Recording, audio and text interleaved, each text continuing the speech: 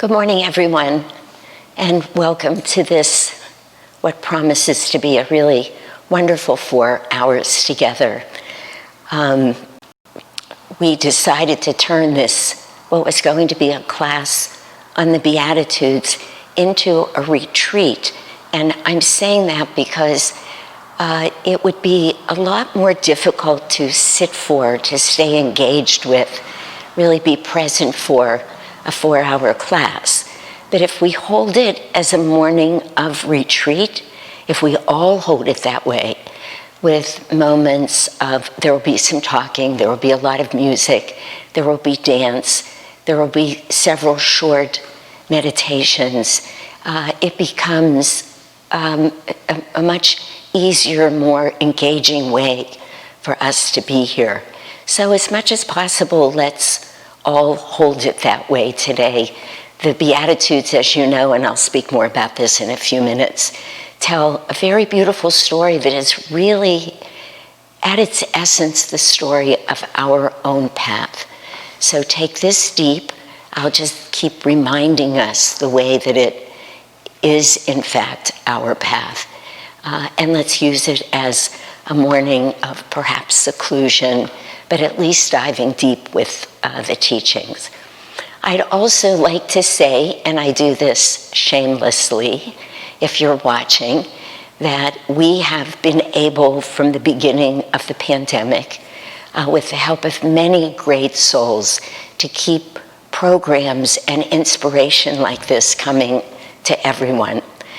And what this means is that every cost of the temple here, of the church, is exactly the same as it was before the pandemic, other than that we don't have our Sunday refreshment table. That's the only thing we've taken off of our cost list.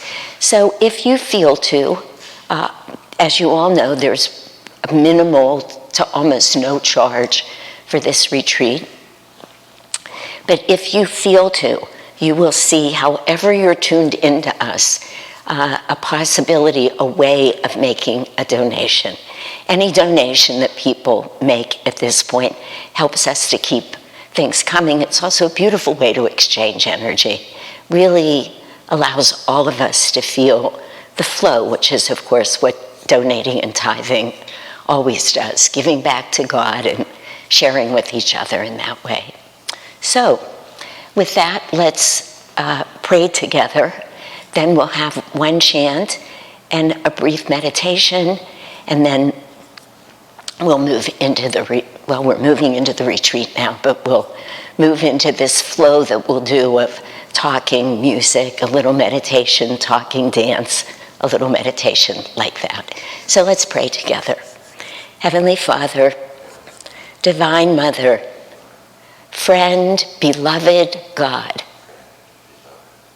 Jesus Christ, Babaji Krishna, Lahiri Mahashaya, Swami Shri Yukteswar, our beloved Guru Deva, Paramahansa Yogananda Ji, saints of all religions, beloved Swamiji, we lovingly bow before you all. Divine Mother, great masters, beloved Jesus, help us to attune ourselves ever more perfectly to your divine presence within. Help us to aspire always to the great lessons and to the great direction that each of you has come to show us. Open our hearts that we may feel your wisdom, and let us have ears to hear that which will bring us ever more closer to thee. Om, peace. Amen.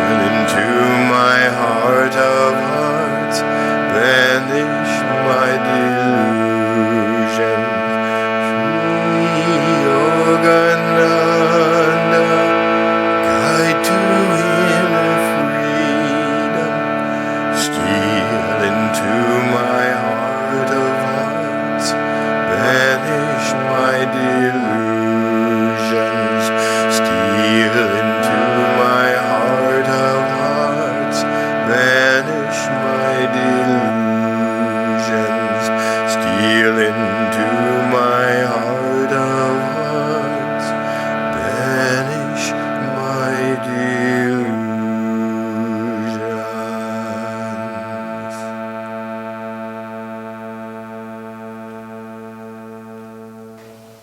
We'll have just a brief meditation now, just about 5 minutes. So let's do the best we can do to dive deep quickly to help spiritualize the rest of this morning.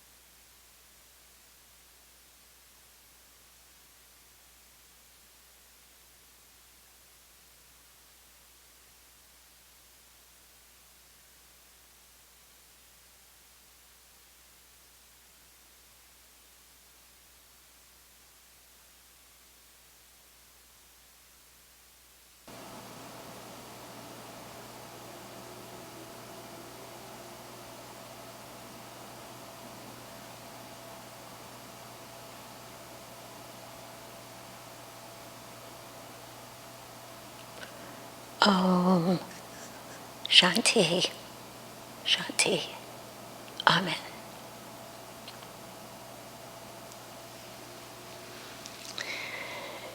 I forgot to mention that you'll see many of the Palo Alto people here singing and dancing and helping to support this whole retreat. We also have Dambara. In the amazingness of Dwapara Yuga, Dambara is up in his home on Kameno Island, but you'll see he'll be joining us. So what a treat that is for us all to be able to come together.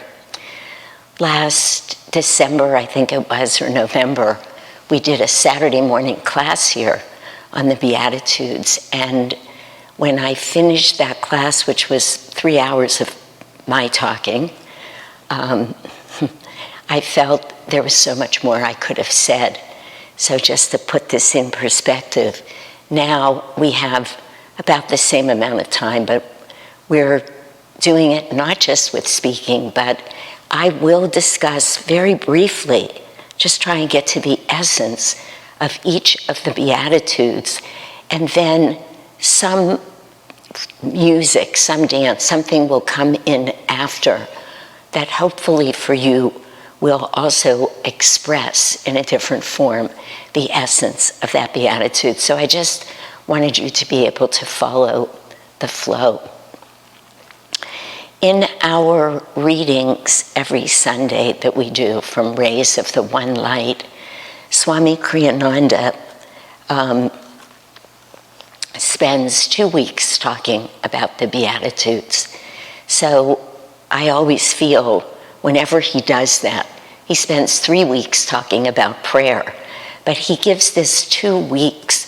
And I have to say, in all honesty, it took me years to be able to understand the depth and the meaning and why he would do that. Now, in part, it's because I was born and raised Jewish and I never heard the Beatitudes, not with any understanding, I would say, before coming to Ananda. But also because the teachings are so deep. They could initially feel other. The language is a little different than the language we would use. In fact, it's dramatically different. But when we realize that Jesus was here 2,020 years ago, sharing these teachings, and we remind ourselves that that was really in what's called descending Kali Yuga. Get my hands right, but the way you're looking at me, descending Kali Yuga means, even if you don't know about the yugas, because I won't go there right now, they're not going to teach anything about that, but Kali Yuga is, spiritually speaking, the darkest, least conscious times that we go through in these repeating cycles of ascending through the 4 different yugas, then descending. And Kali Yuga sits right at the bottom of this huge time scale. And it's a very dark time. It's all about matter. It's very black and white. There's a lot of evil that goes on. I mean, literally, in descending Kali Yuga, we lived through what are called the Dark Ages, even years after Jesus. So Jesus wasn't even completely at the very lowest point of it. Came things like the Colosseums in Rome were just for sport.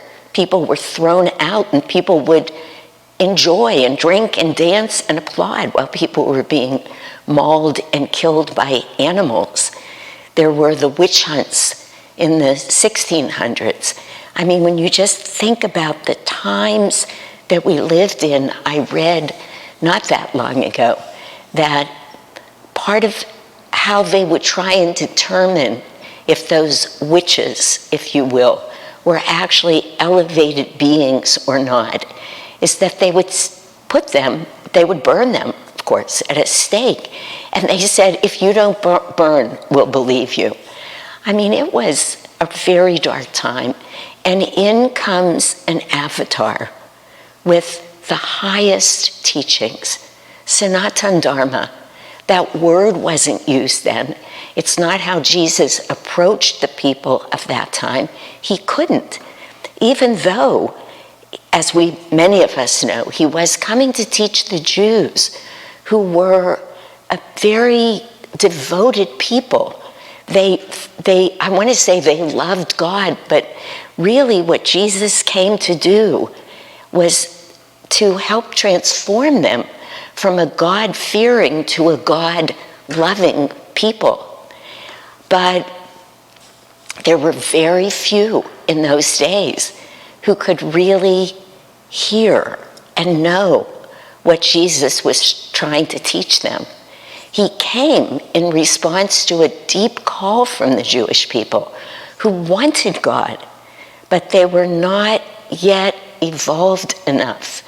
And it was their karma to have been born in that yuga, so that in fact, when the avatar came, the vast majority of those people not only couldn't hear him, but they actually put him up on a cross and put nails through him.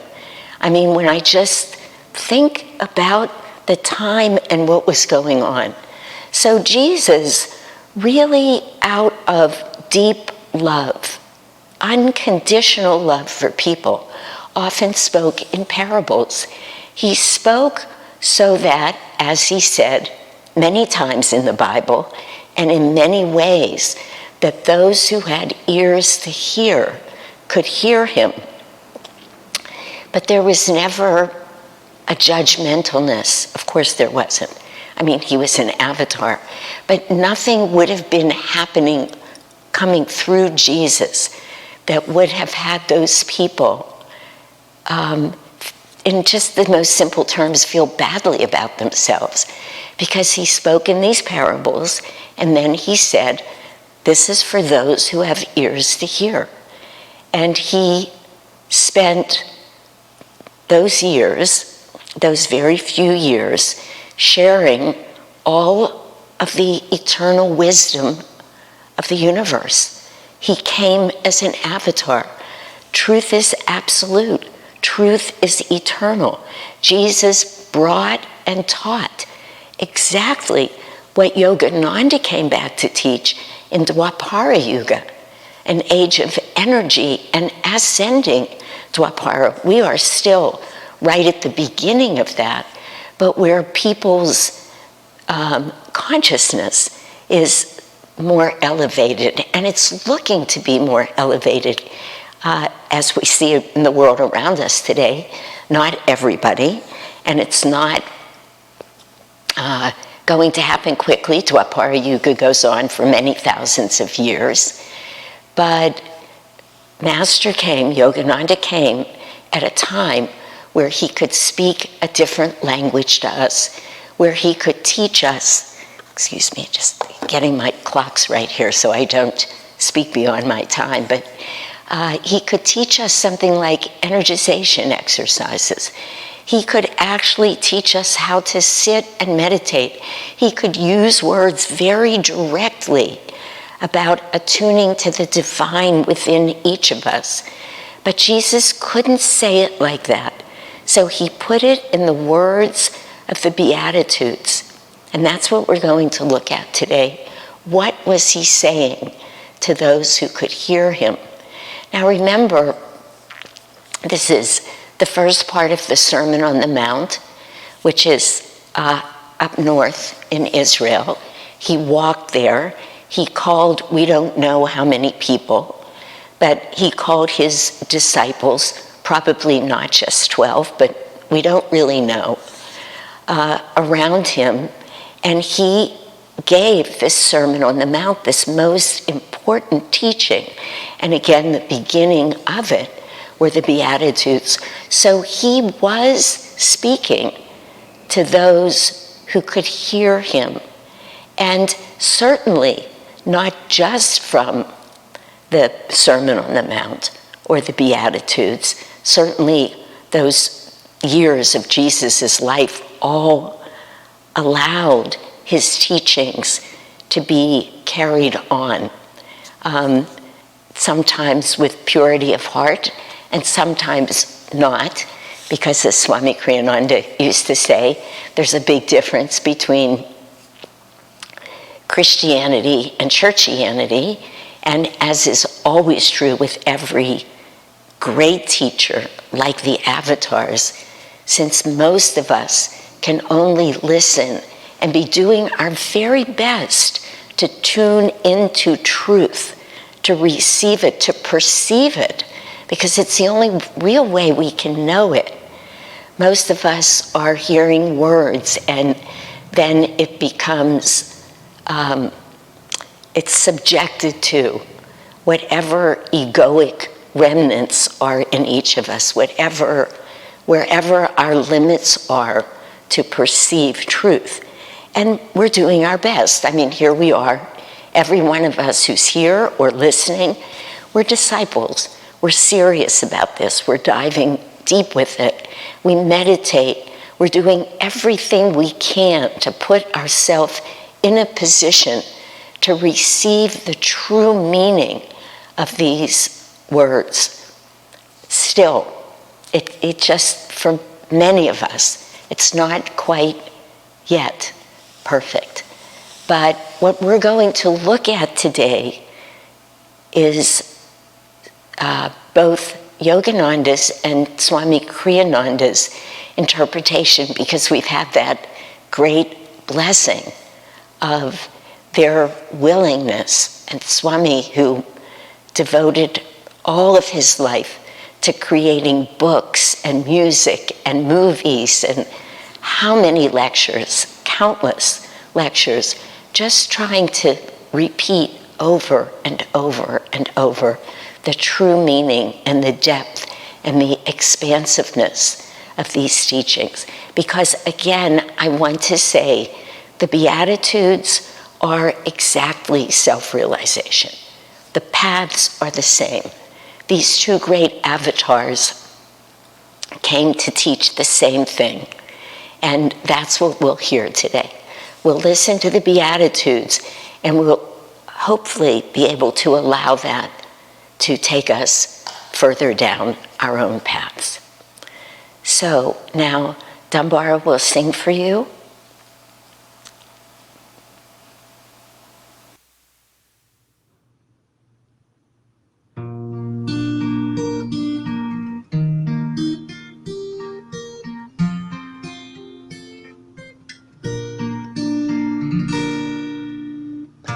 Blessed are the poor in spirit, for theirs is the kingdom of heaven.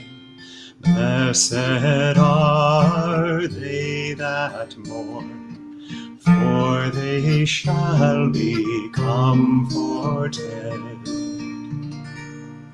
Blessed are the meek, for they shall inherit the earth. Blessed who thirst for righteousness, for they shall be satisfied. Blessed are the merciful, for they shall obtain mercy. Blessed are the pure in heart, for they shall see God. Blessed are the peacemakers, they shall be called the children of God. Blessed those reviled for righteousness' sake, for theirs is the kingdom of heaven.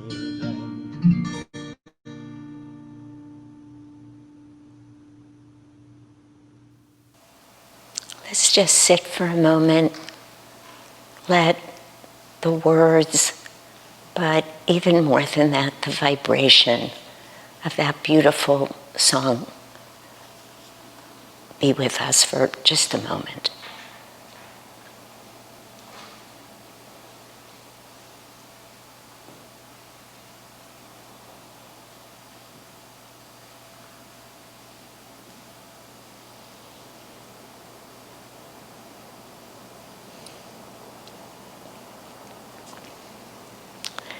Just before we move into the actual first Beatitude, there are one or two other things I want to say that feel to me to be very important.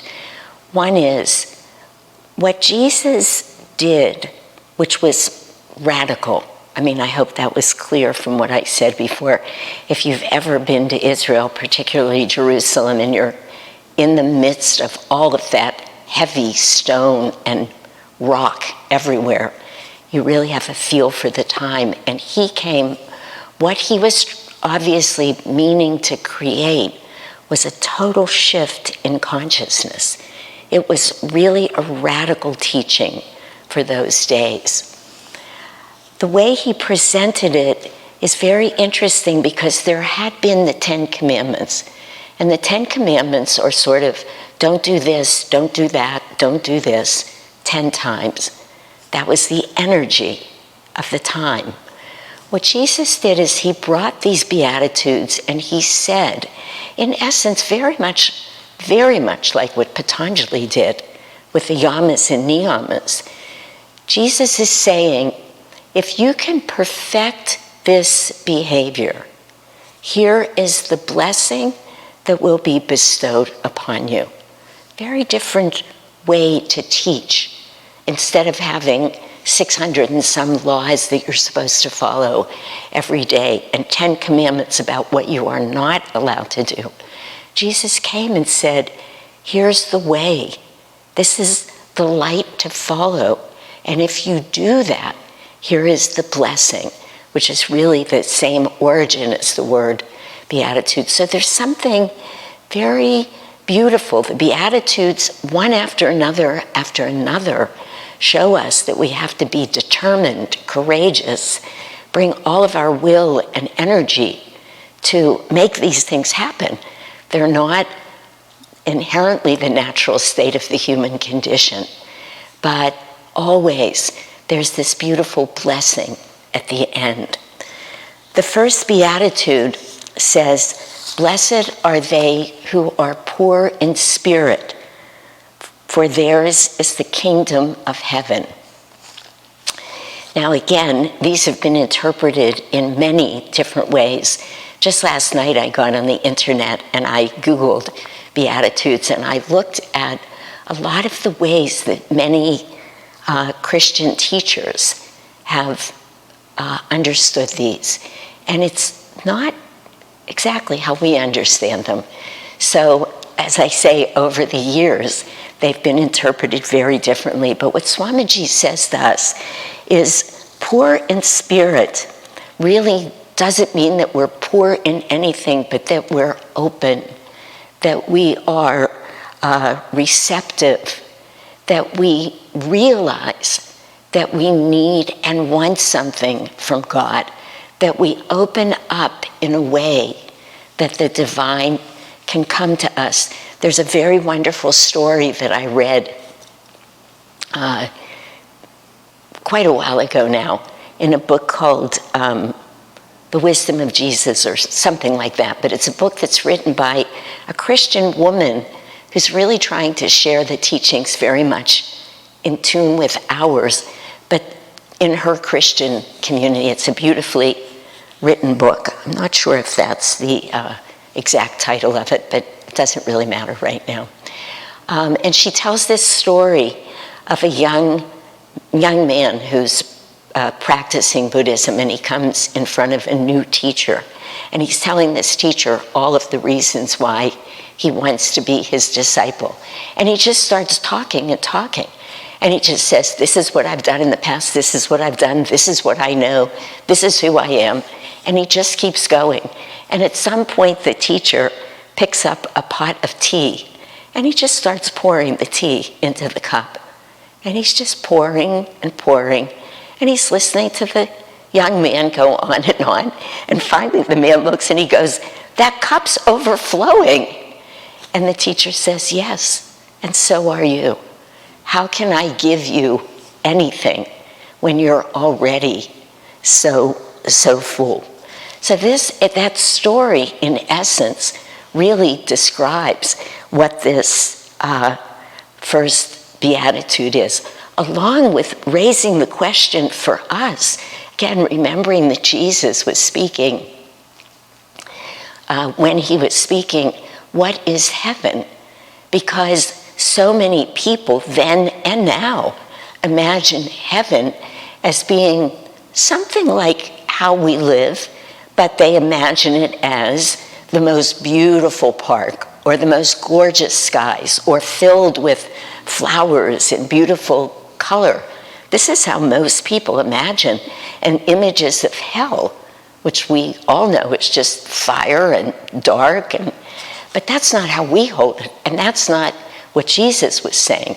What Jesus was saying, if you can open up and if you can receive, if you can practice that humility and make yourself receptive and accept what God is trying to give you, if you open to it, then you will attain the kingdom of heaven, which really means that state of oneness with the divine.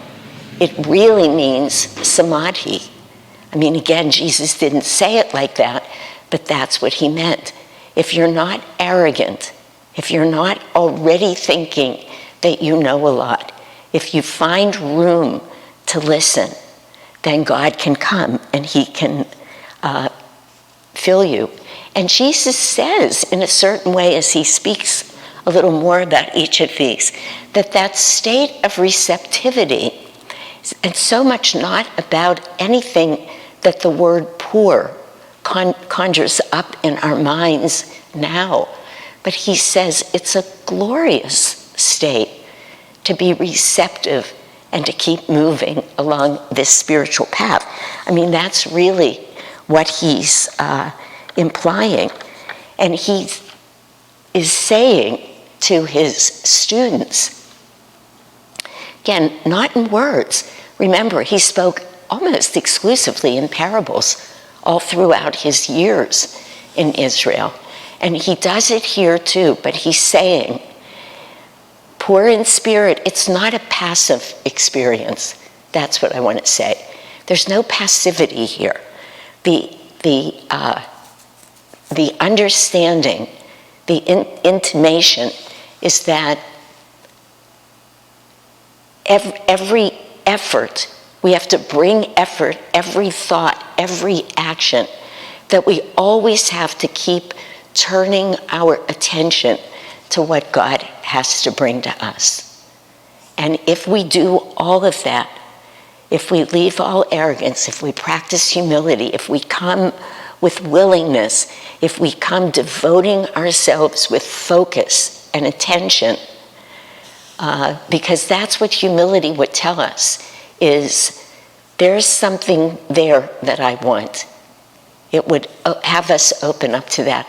Interestingly, in a way, it implies that we already have that in us, that knowing that there's something more. That's what it would take here. So it's by no means the way people might use those words, poor in spirit now, but rather someone who is waiting in readiness to receive the divine. Biraj?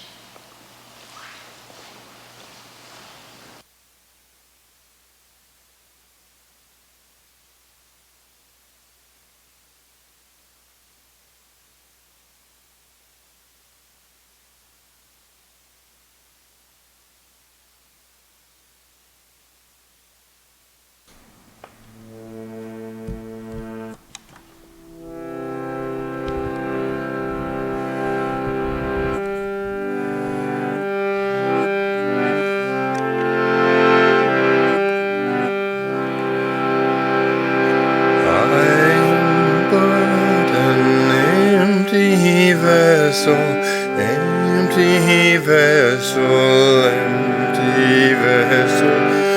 I am but an empty vessel, filled with the presence of God. Oh, filled with the presence of God. I am love, I am joy,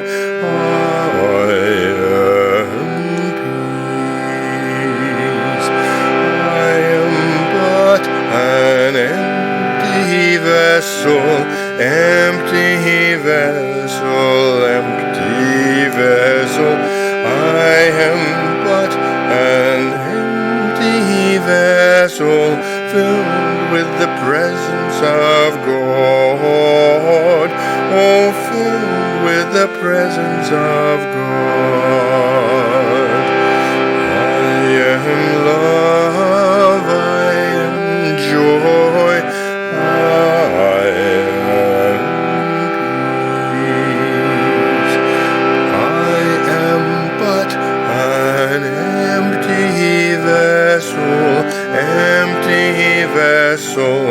empty vessel.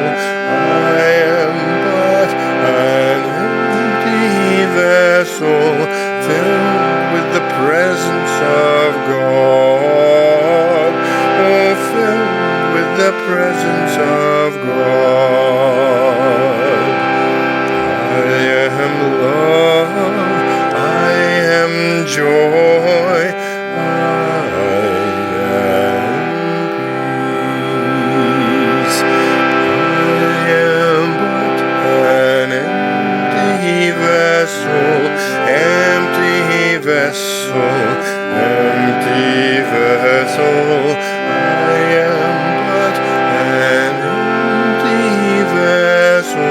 filled with the presence of God.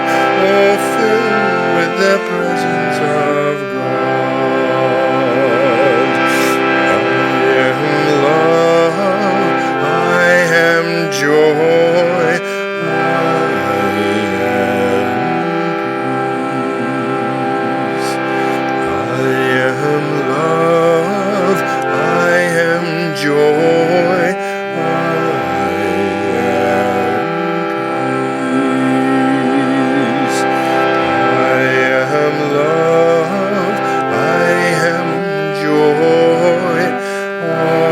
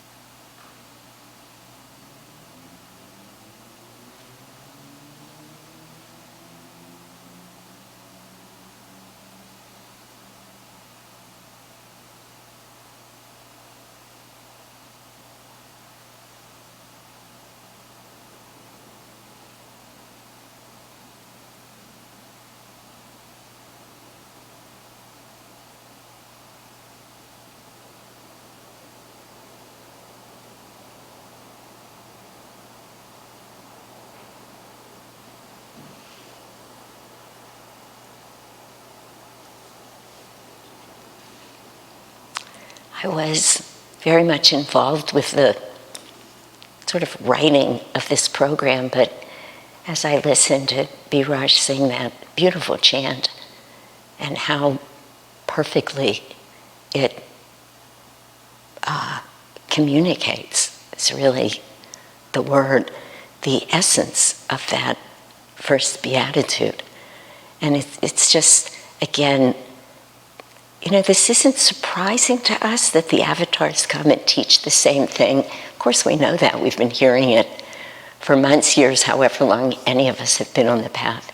But having the experience of it, hearing Jesus' words, understanding them through Master and Swamiji's teaching, and then hearing this exquisite chant that just takes us beyond words, beyond mind, into the true energetic, vibratory meaning of it.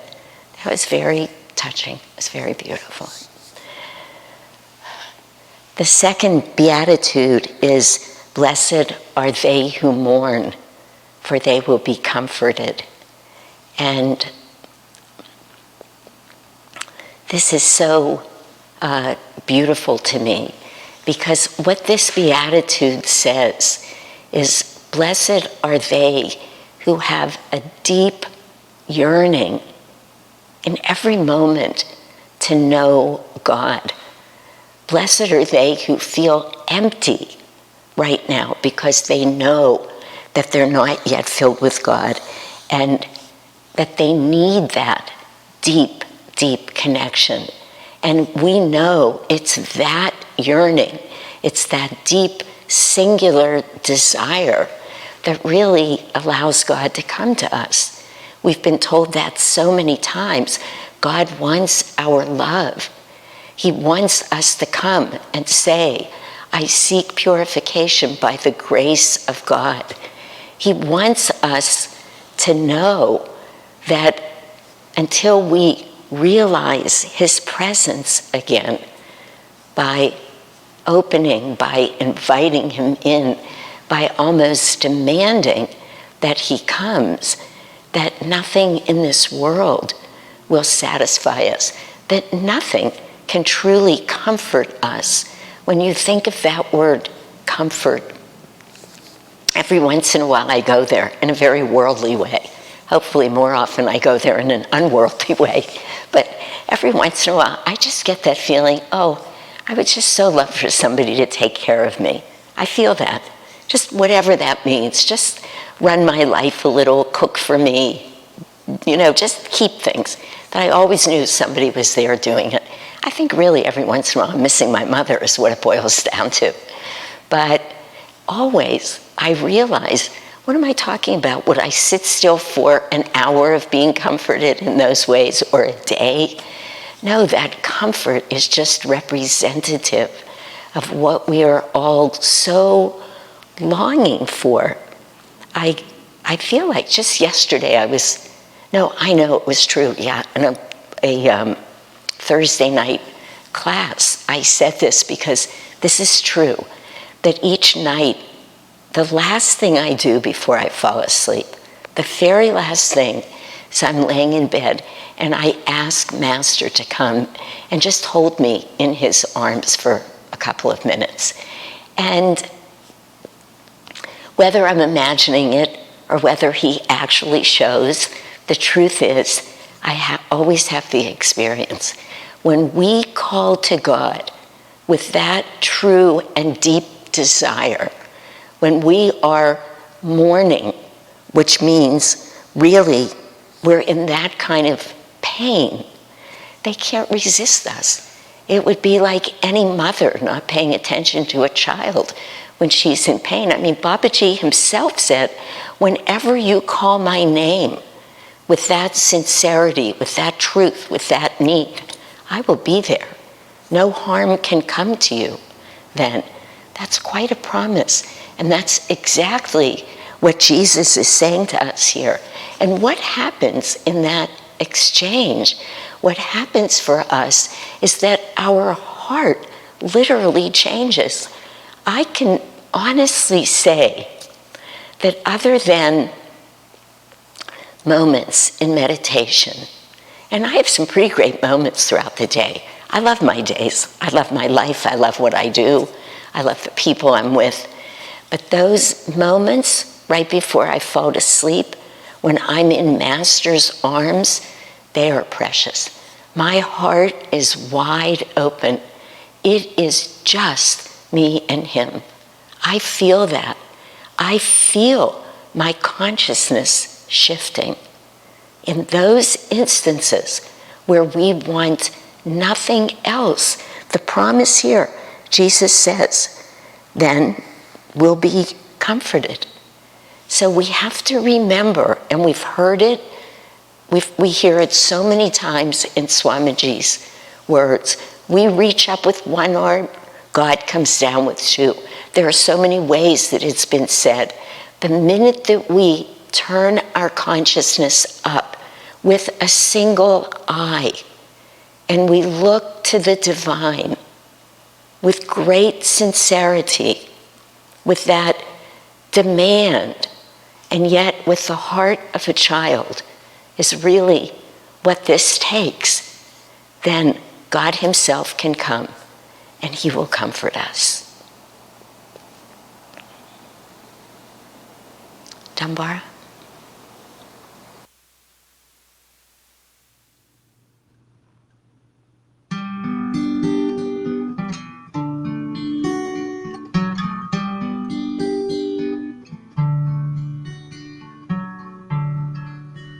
Keep calling him, keep calling him, keep calling him.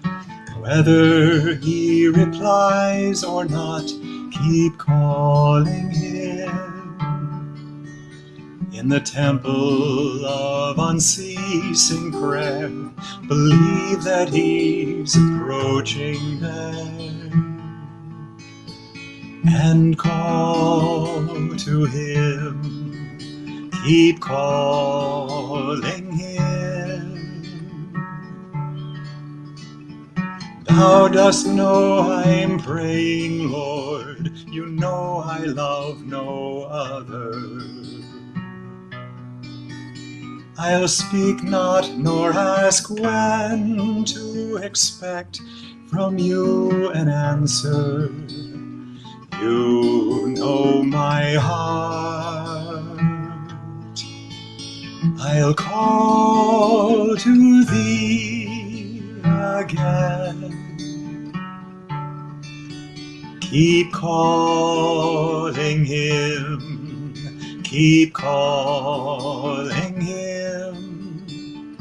Whether he replies or not, keep calling him. I'll wash thy feet of silence with the waters of my tears. The altar of my soul will be empty till thou comest. I'll wait for thee.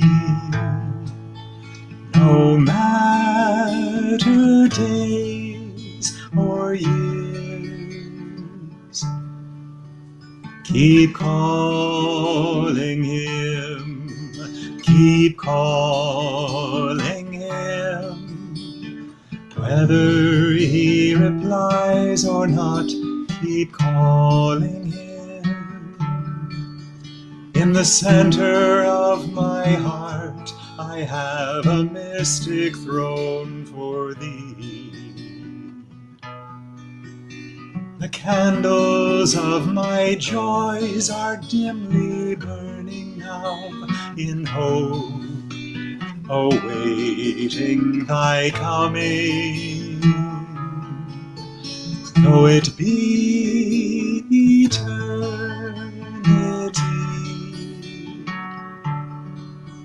keep calling him, keep calling him. Whether he replies or not, keep calling him. Even when there's no reply, never let your longing die, and call to him, keep calling him. Remain persistent, undepressed, through dark and seeming silence. If in the midst of life, disease, and death you play the dancer, yet keep calling him, you will receive his answer. Keep calling him, keep calling him, keep calling him.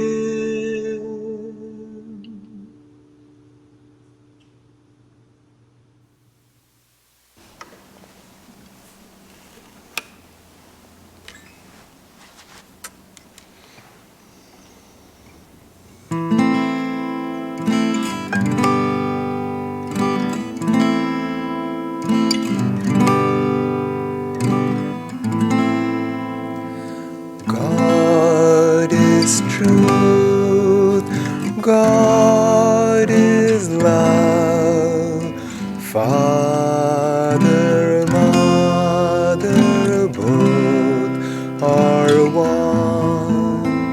When our hearts cry out in pain, Mother, bring us peace again. Every mother brings to birth hints of thy love for all the earth. God is truth, God is love, Father, Mother, both are one. When our hearts cry out in pain, Mother, bring us peace again.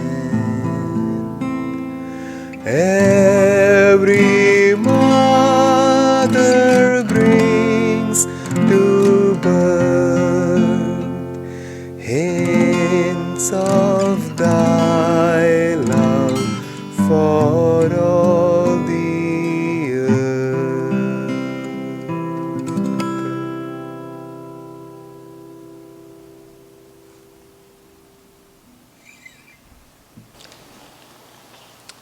Friends, let's take about 10 minutes to meditate now. I think we'll have an experience of the truth that's being shared this morning if we allow it to sink in, this combination of Jesus' words and Swamiji's music. So let's take have about a 10-minute meditation now.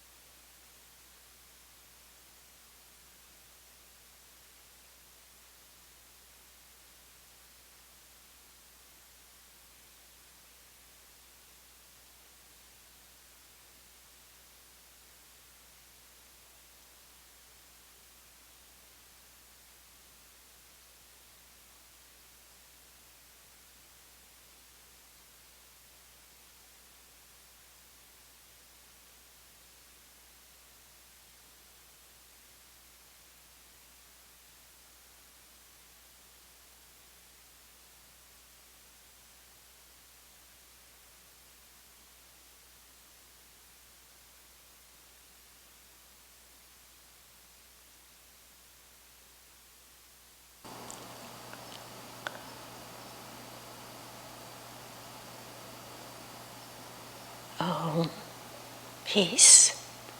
Amen.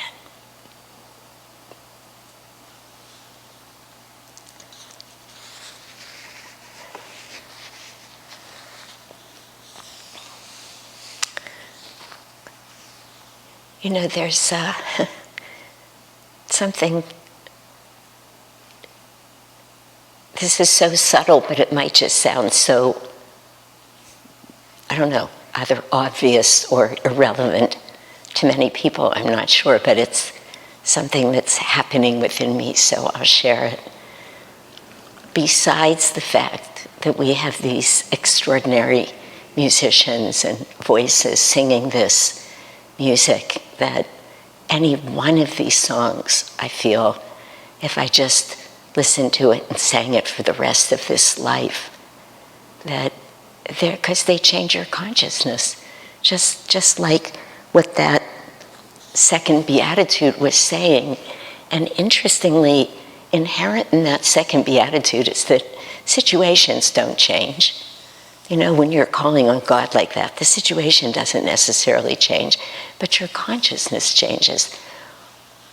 Listening to Dambara sing these songs, you can see him, I can't from where I'm sitting, but I can hear him.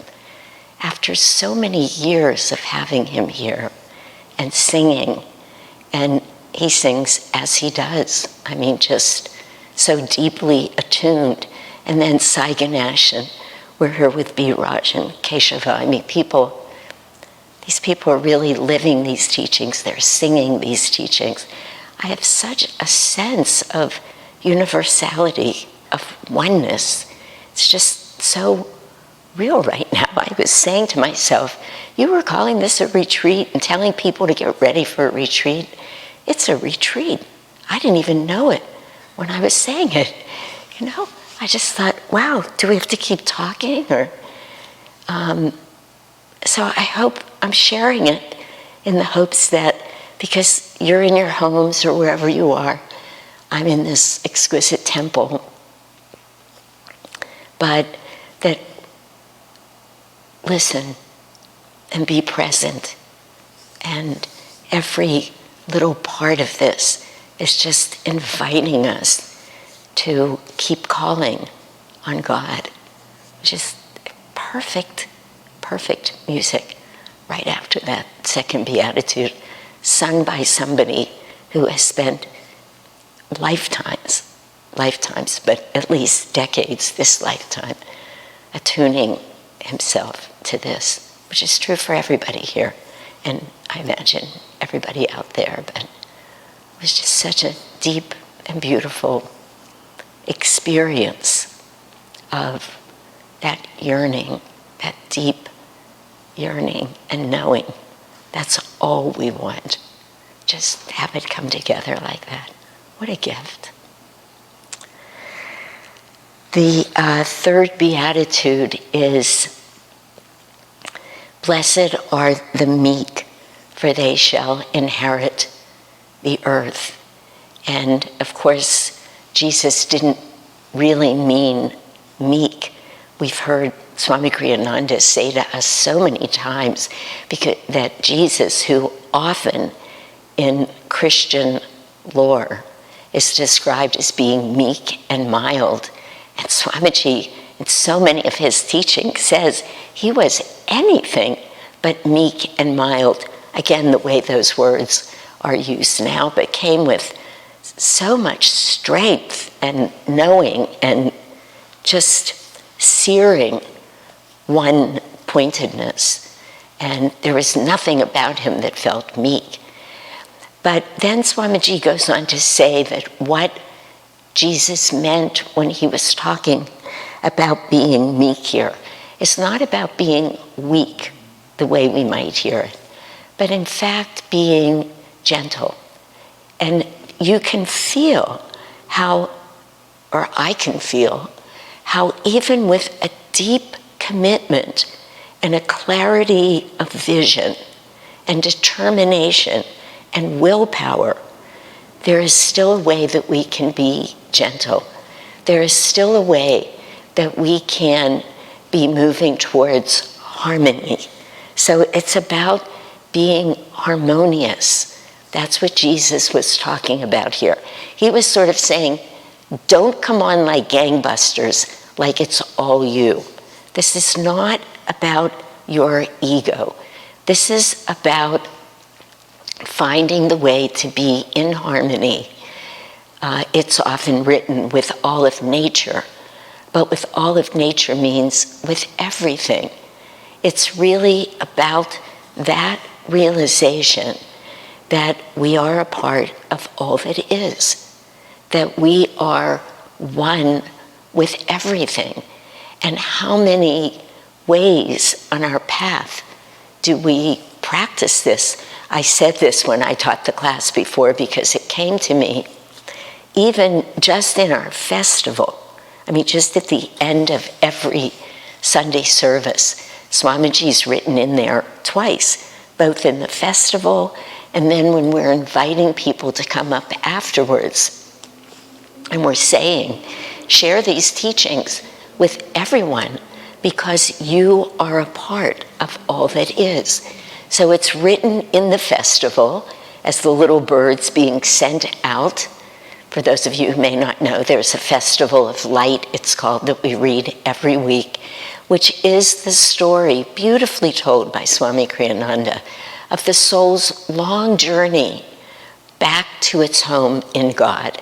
And it goes through all of the stages that we go through, all of the reasons why we need to be absorbing each of these Beatitudes, because each of these blessings at the end of each of the Beatitude really brings us back to our oneness with the divine. And that realization that it is that super conscious, cosmic, infinite potential of energy that's been manifested as everything. And if we are not pushing ourselves out there in a big material way, if we develop a subtlety to who we are, and if we seek harmony, and I'm using that word because it's used by many to describe this beatitude where it talks about harmonious, then we know that God is in everything. Then we would never think about destroying anything, about harming anything, because anything that we harm, we're harming ourselves and we're harming God, and we know that. So inheriting the earth means that realization that everything that's been made manifest is the same as we are, that it really means ultimately moving through that delusion that we are separate from anything, because we're not. And the word nature is used, but it's everyone and everything. And once we remember, again, this word smriti keeps coming to my mind, this Sanskrit word that really, it could mean remembering, but it means remembering, it means knowing with our whole being. So it's a realization that comes to us that we are one and eternal and a part of everything, that there is no separation. And you can feel, if you just let that in, the extraordinary sense of expansion that you feel. And you do feel that you have, that your inheritance is just that huge, that you would inherit the earth. Really, this is the beatitude that says, seek ye first the kingdom of God, and all else will be added unto you. That once we remember that we are living, we are divine, living in a sea of divine energy, and that everywhere we look, we could be pronaming, everywhere, because it's all God. Then we've inherited everything on this earth, and we realize it as one with ourselves.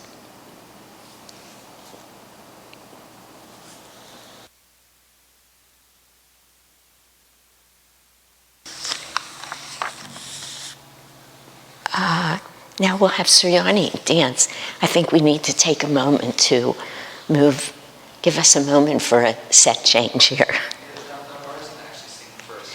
Oh, perfect.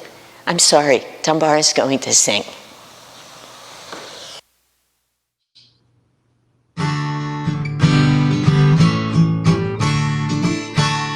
Father, now that I wander with thee, flowers and fields are alive with thy joy. All that I owned to thee I've given. Now I sing in thy love I am free. Father, now that I dance in thy name, birds and animals share in my song. All my sorrows, all my merriment, join in music to set hearts aflame. Father, now that I wander with thee, flowers and fields are alive with thy joy. All that I owned to thee I've given. Now I sing in thy love I am free. Father, now that I dance in thy name, birds and animals share in my song. All my sorrows, all my merriment, join in music to set hearts aflame. All my sorrows, all my merriment, join in music to set hearts aflame.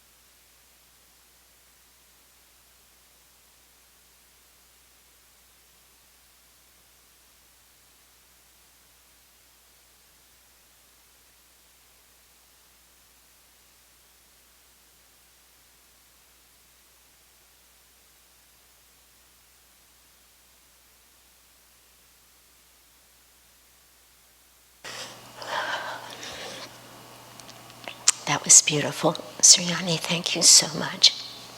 Yeah. I felt during that dance so much, forgive me, I seem to be being moved to tears by everything today. I was never blessed by having one of those faces that didn't look like it cried. When it cried, everything gets red and a mess, so here you are. But they're just tears of joy, so just can't seem to stop them. So much power, and yet absolute humility in those movements. Beautifully choreographed, right? So expressive of so much on our path. So I very much appreciate that. Yeah.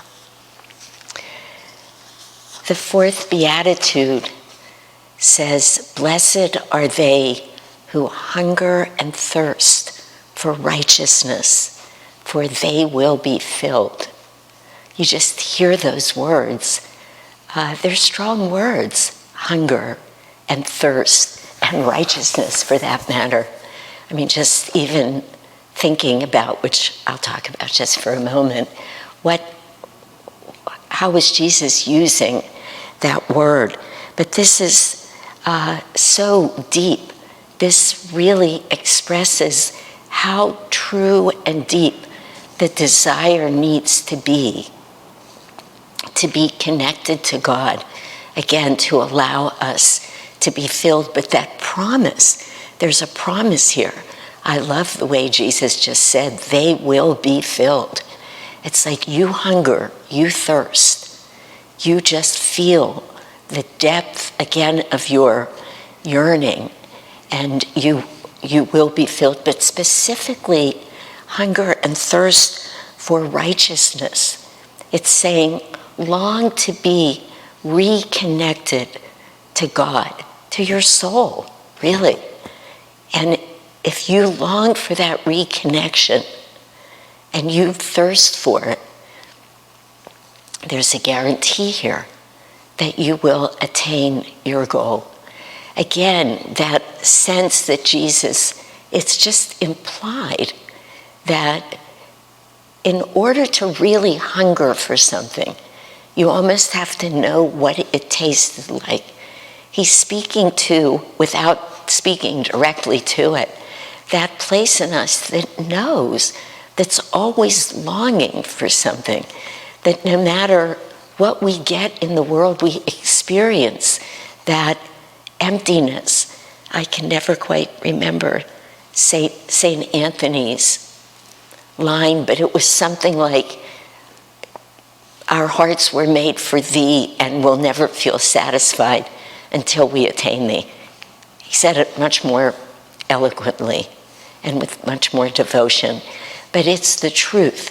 It's saying there is something, some way that my hunger isn't being satisfied, that I am still thirsting for something. And the way Jesus uses the word righteousness here, he's really talking about our attunement with God. He's not talking about the righteousness of man. He says hunger and thirst for righteousness, for, we could almost say, for right attitude, for that one connection where the heart will know that it's been brought back to where it belongs. And he's saying, of course, and we know this, that the more deeply we long for and attain that attunement, because attunement's everything. This is why Master came to say to us, the greater the will, the greater the flow of energy, the greater the flow of energy, the greater the magnetism, and the greater the flow of magnetism, the greater the attunement.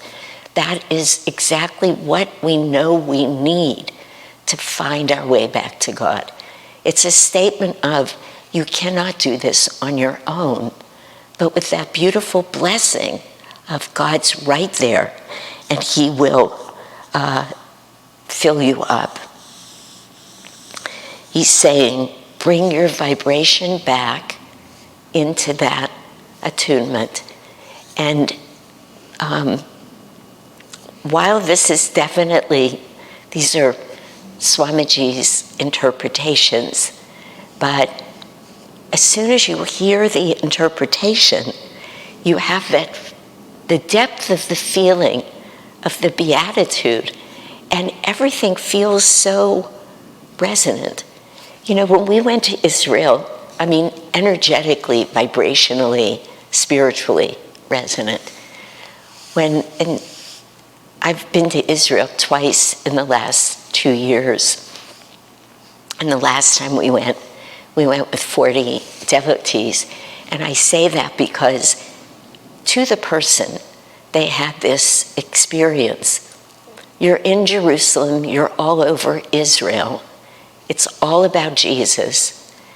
There aren't any other self-realizationists there. There's Jewish people, there's Christians. I think there's 1 or 2 people on our path who live there now. We didn't meet up with them. There's Muslims. There's people coming from all over the world in every religion.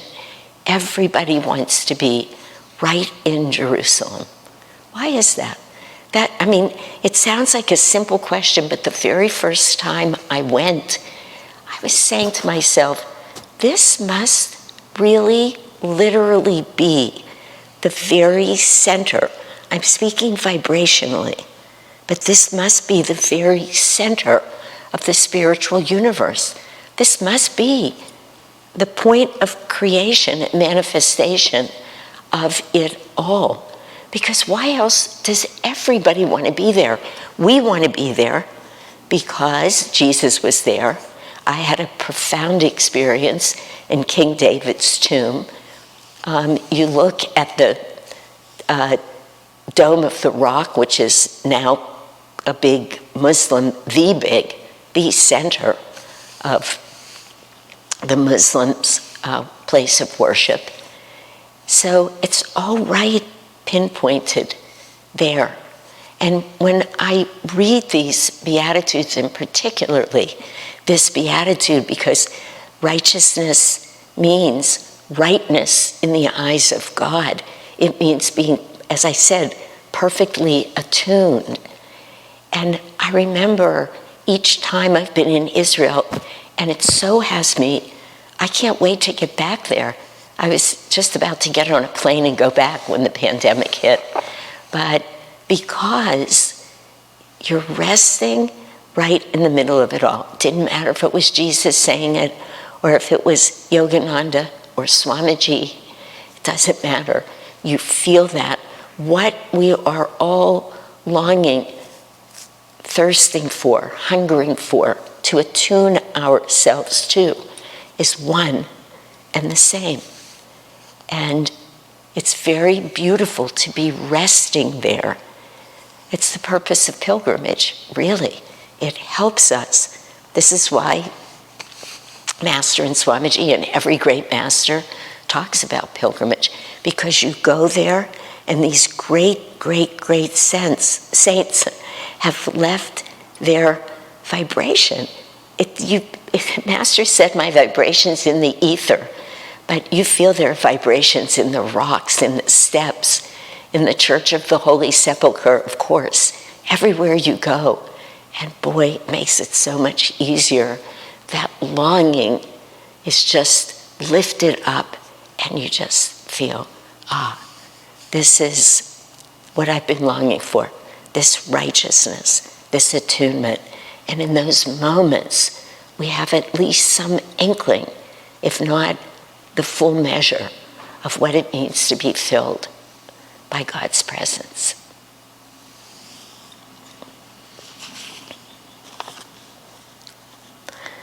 I think Dunbar is going to sing for us again now.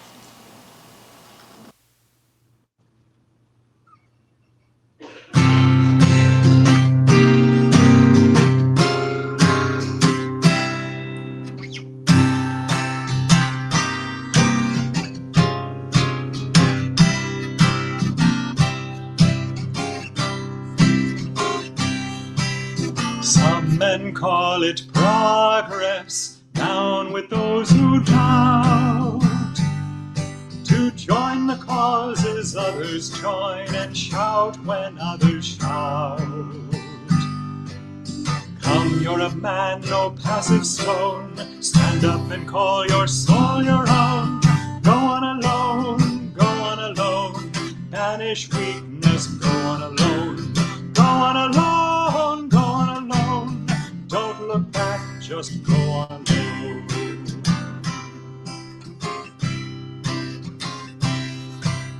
Some men lack the daring ever to be free. They shun the heights and crowd the depths and court security. Come, you're a man, no passive stone. Stand up and call your soul your own. Go on alone, go on alone. Banish weakness, go on alone. Go on alone, go on alone. Don't look back, just go on alone.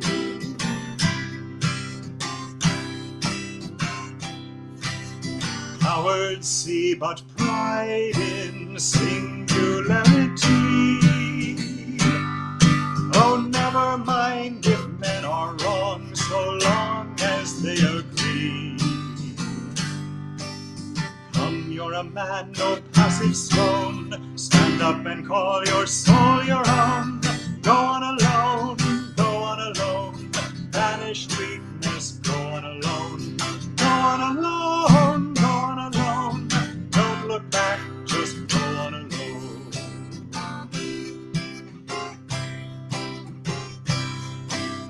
Claim the power within you, error to defy. The world may change or disappear, but truth can never die. Come, you're a man, no passive stone. Stand up and call your soul your own. Go on alone, go on alone. Banish weakness, go on alone. Go on alone, go on alone. Don't look back, just go on alone.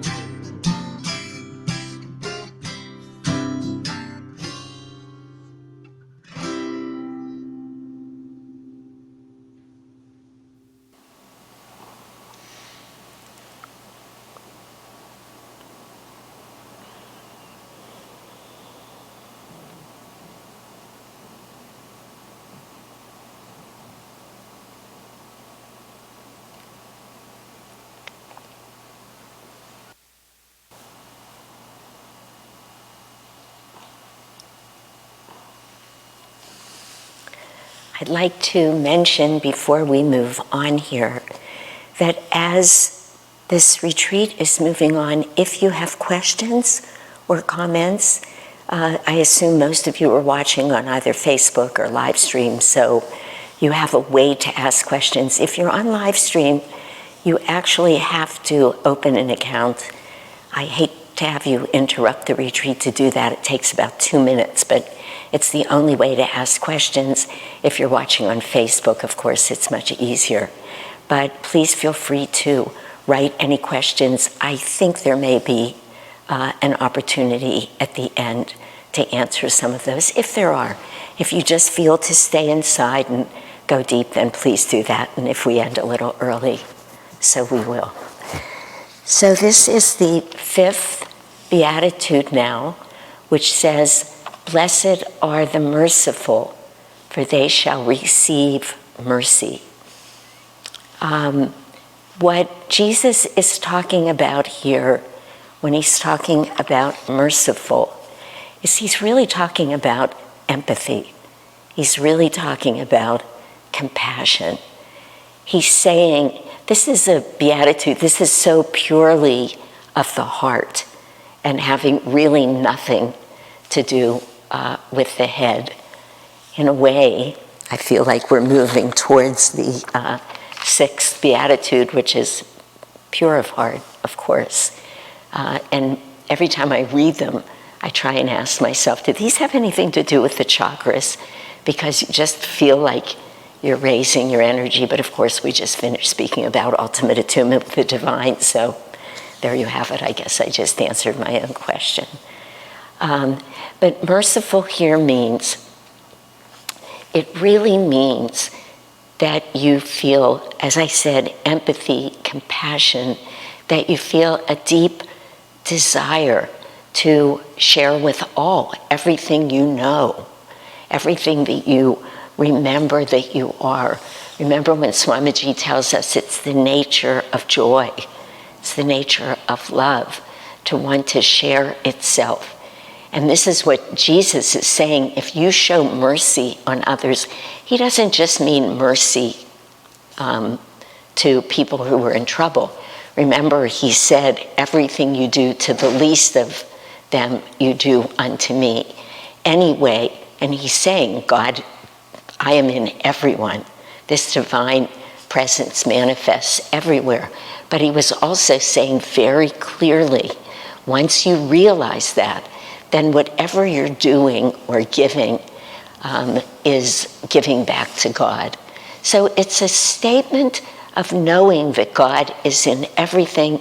It's also a statement of knowing that we are light, we are love, and that what we want to do is to let that flow through us and out into the world again, because it's nature, and that very light and love is what Jesus is calling mercy.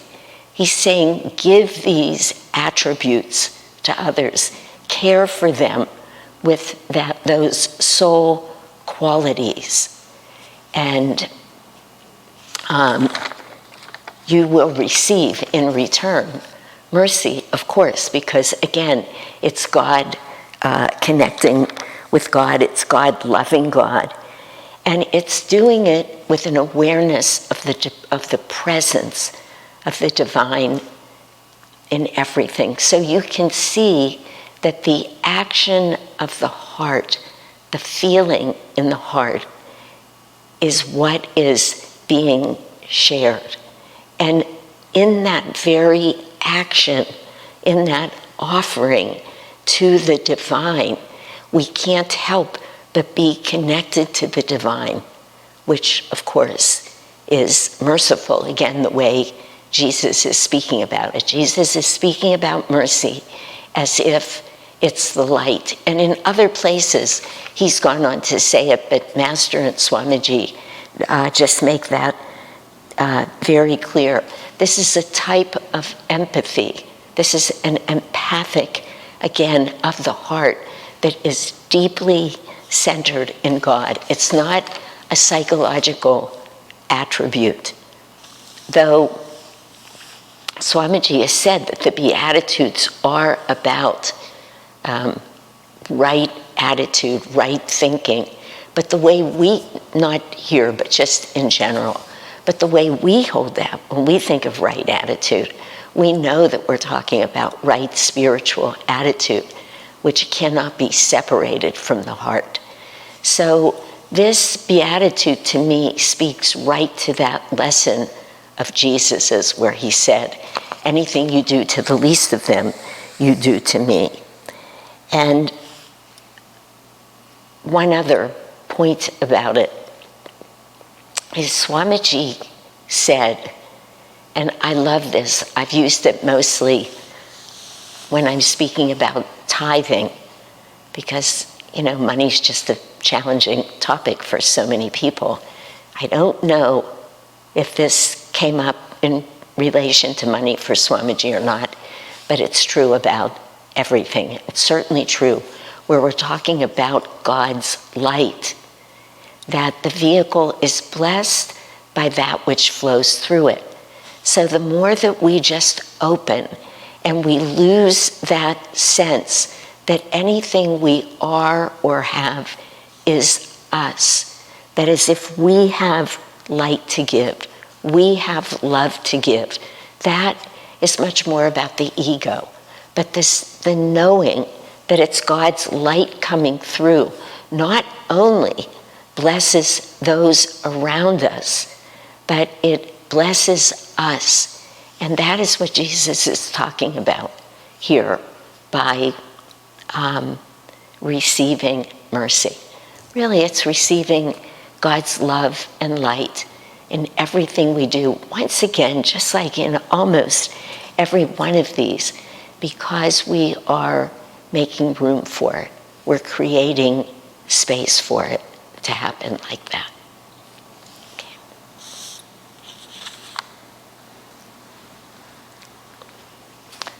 We'll have some music now with Sai Ganesh and Biraj.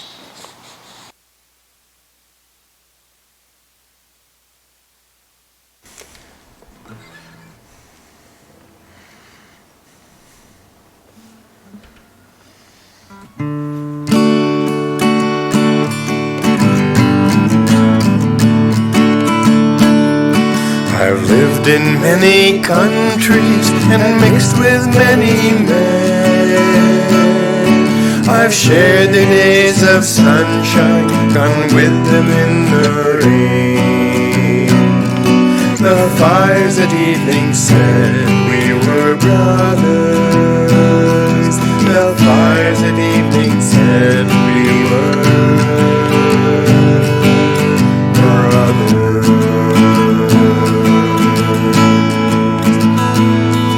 A soldier I saw weeping beside a dying friend.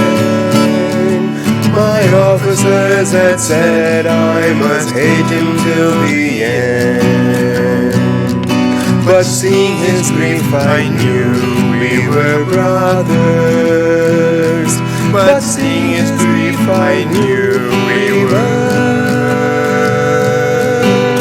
brothers.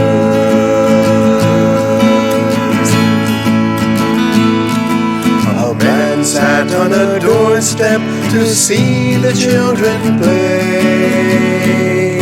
The gentle way he smiled there would charm your fears away. A stranger he, but love made us brothers. A stranger he, but love made us brothers.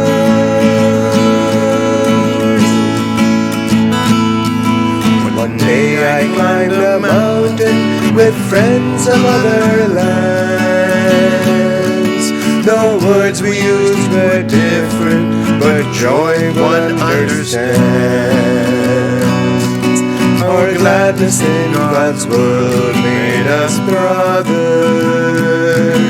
Our gladness in God's world made us brothers.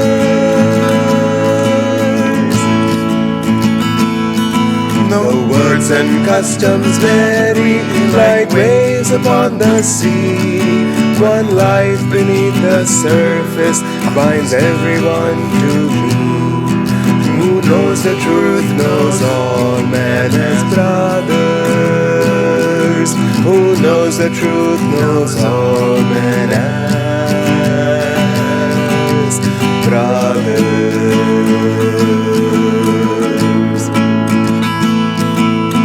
Brothers, why endeavor to set ourselves apart? The fences we've been building squeeze tight upon our hearts. Come sing the truth that all men are brothers. Come sing the truth that all men are brothers.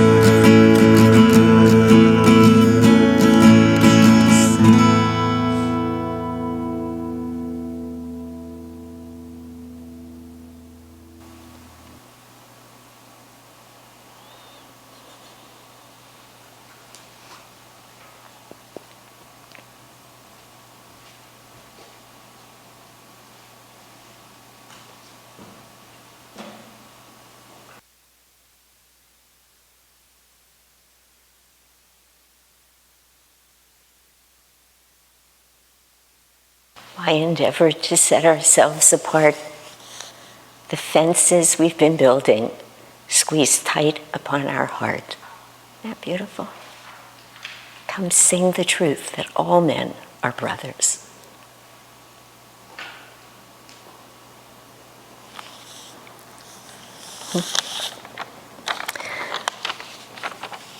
The sixth beatitude, probably the most well-known beatitude, are blessed are the pure in heart, for they will see God. I think this is probably the most often quoted and beautiful. This is really the very core of not just our faith, but of all faith. I can't help but think about this, that in the chakras, I often remind people that in the third chakra, it's where we really start losing form, because it's fire, of course. And fire, as we know, leaves nothing unchanged. And most of what goes into a fire comes out in either a different form or even formless, energetically speaking.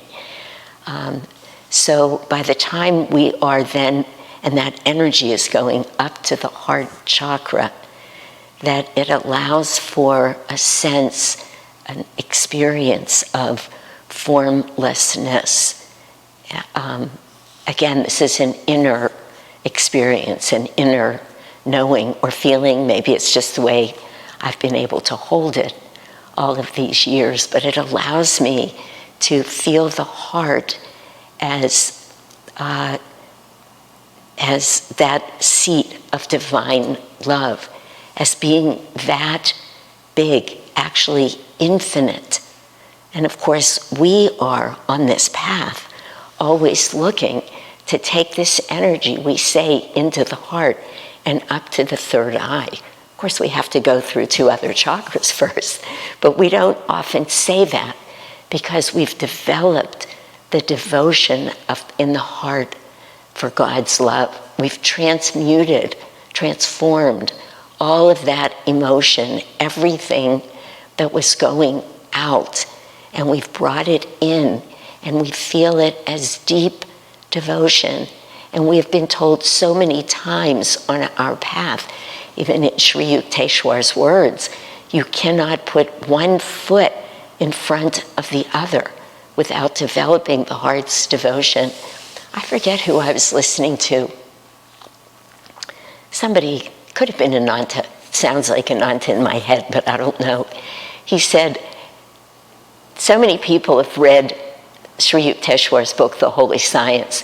He said, I'm not sure if anyone understands it. It's a very hard book to understand. He said, but that's the point. It's so hard to understand. It's a lot of science and a lot of the way Sri Yukteswar spoke as a Jnana Yogi. And he said, then you get to the very end of the book, this whole book about science, and he says his final word, his final message to us, you cannot put one foot in front of the other on the spiritual path until you've developed the heart's devotion, until you've perfected it, really.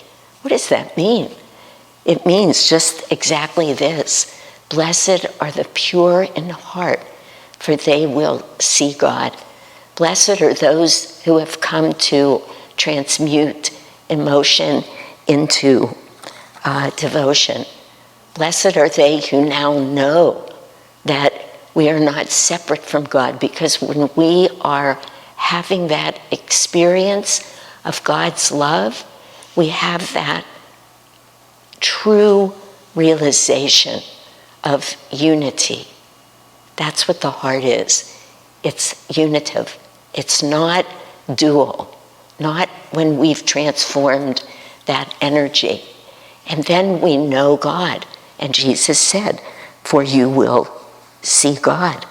And it's also very much about our offering our heart up to God, so that God, who is, we speak of God like this in the English language as if it's something separate from us. Of course it's not. That's the essence of our teaching.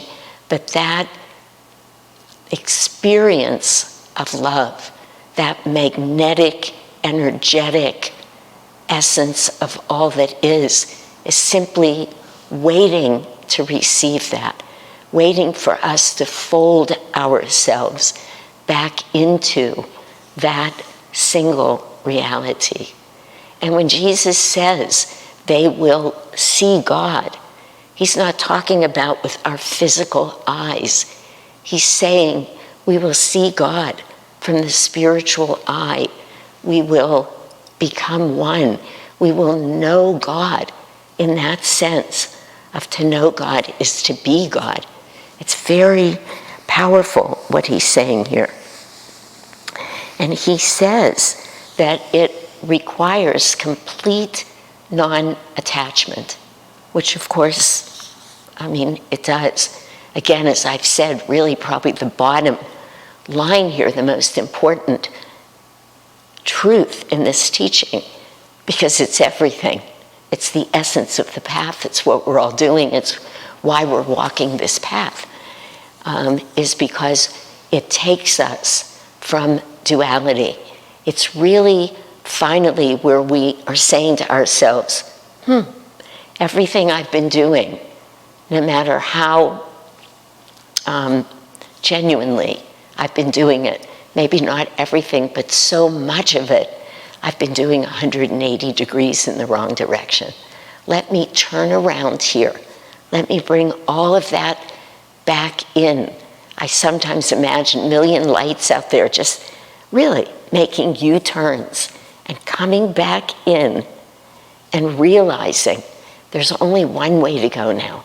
It's from this heart up to the third eye. And it's right back into the essence of the divine.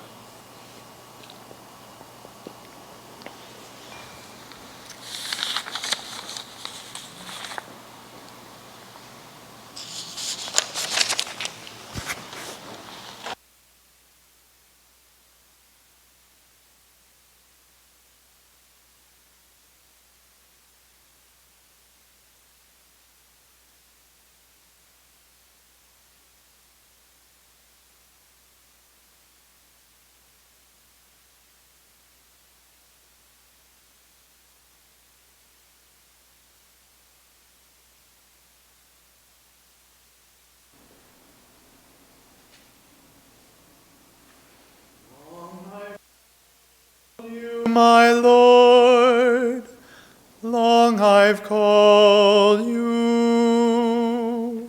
Many years I have longed for your sight.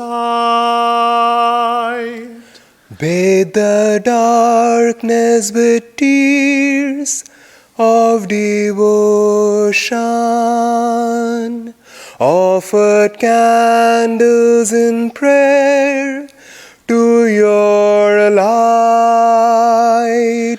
How much longer, friend, must I cry your name? I am yours, ever yours. Will you come?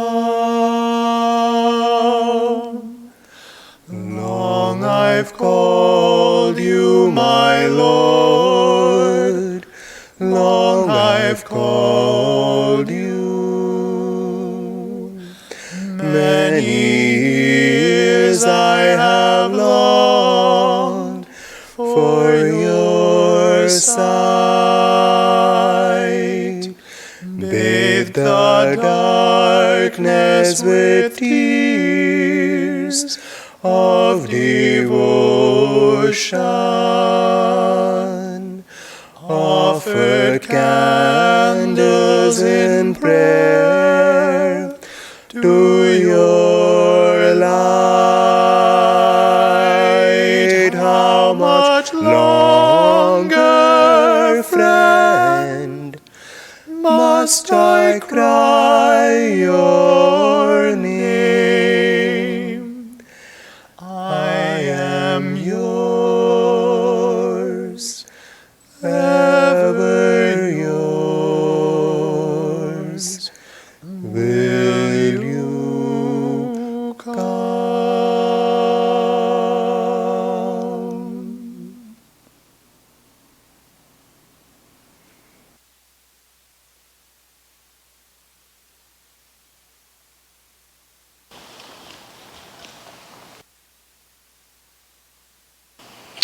Let's take a few minutes of meditation now.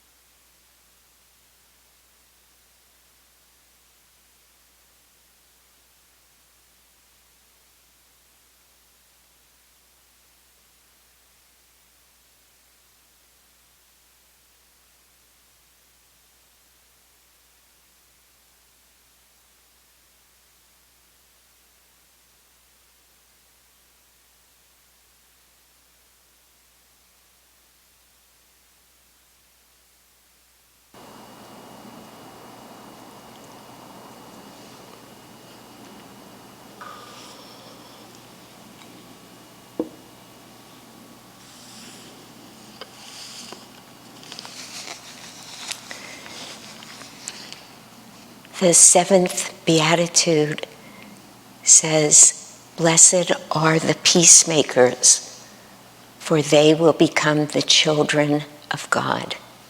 It's very sweet, isn't it? First of all, what a lovely vibration. Bob isn't quite the right word, but just a lovely moment to imagine yourself really literally as a little child of God. I think that's probably what I'm seeking each night when I ask Master to hold me as I fall asleep. But Jesus is saying this because remember now, he's speaking these Beatitudes in this order also to his disciples. And he's saying here, when you find peace, when your heart is stilled, when it's one, when it's united with the divine, he's saying there's no conflict going on anymore. There's no war, if you will, the way a war can exist in a dualistic state where we have good, bad, right, wrong. We get so conflicted. I was just recording a talk that will be shown during SRW, but it came to me during that talk that conflict creates such a state of dis-ease within us, which we have now come over all these years to call disease. But you could just feel it, that we're torn one way or another. So Jesus is saying, if you have made peace within, if you have become unified within yourself, if you are a yogi, really found that union, first with yourself, then ultimately with God, then you are at peace, you're living peace. You have that peace that we can often see when children are very, very small, almost before that they get that there's right, wrong, good, bad. I remember some years ago, my stepson, who I'm very close with though, he was telling me about an experience he was having with his daughter. She was this just very beautiful little thing. She had been home, of course, with them. And then she started school, I think, kindergarten. And not long after she started kindergarten, she started asking Josh everything. She loves art. She still loves art. She's only 6 now, but it wasn't that long ago. But she would come to her dad and say, do you think they're going to like it? Is this good enough? Is it going to be okay? And Josh said to me one day, just with tears in his eyes, he said, I just feel like she's lost her innocence. Meaning, and I knew just what he meant. I don't even know how he was holding it. But that unknowing that you're anything but perfect. Because when you're very young, you, of course, just believe that you are who you are. You have not consciously developed that judgment yet. It happens, unfortunately, after too few years. But Jesus is speaking to that place in us that has now, because we're on our journey back, made that peace with ourselves. You know, I was thinking about so many things last night. I was thinking about the peace and harmony prayer and how powerful it is, the prayer that we say at Ananda. It's available if you don't know it. I don't want to do it here now. But when you think of it, peace and harmony, even the vibration of those words can put you at ease. But even in a way more important than that is that peace is one of the 8 attributes of the divine. It is one of the ways that we say if we become peace, which is really what Jesus is saying, that we are having a pure experience, or an experience of pure divine energy. It's an early experience, Swamiji says, but I bet most of us would take it, because it's an attribute, not just feeling peaceful in a moment, but being peace. It's like it is being one with God. And it's a pure manifestation of God. So if we've attained that, we cannot be violent. We can't be filled with hate. We can't be filled with anger, not when we're in that state of pure peace. So Jesus is saying,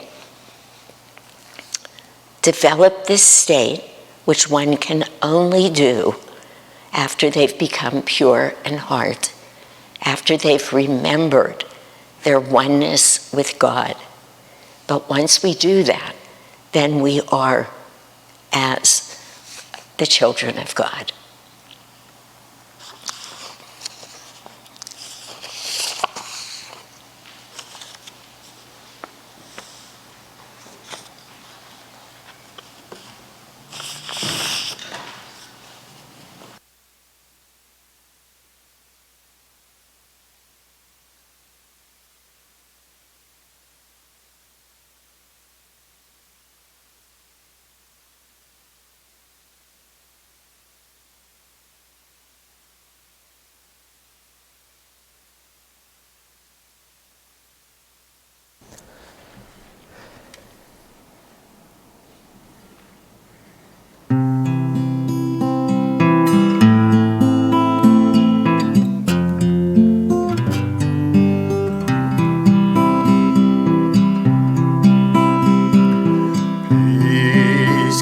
Us the mountains, peace gave us the sky.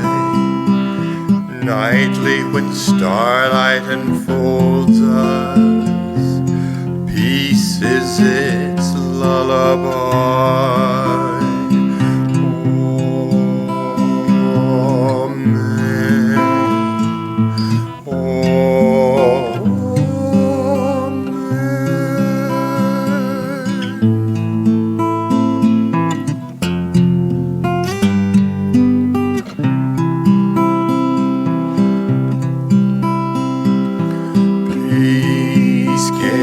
The morning, peace gave us the sun, bird songs that call us to welcome day and fresh labors begun.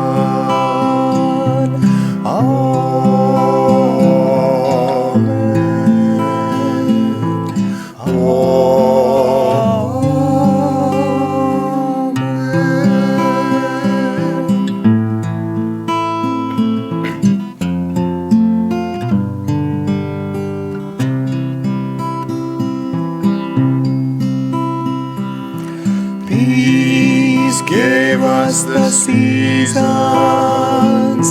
Peace gave us the rain.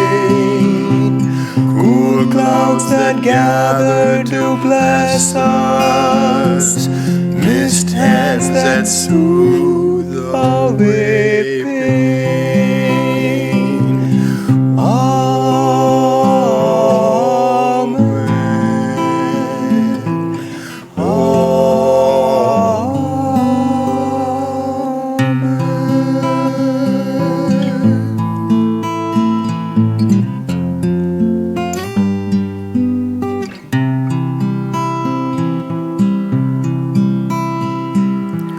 Peace gave us our heart's love.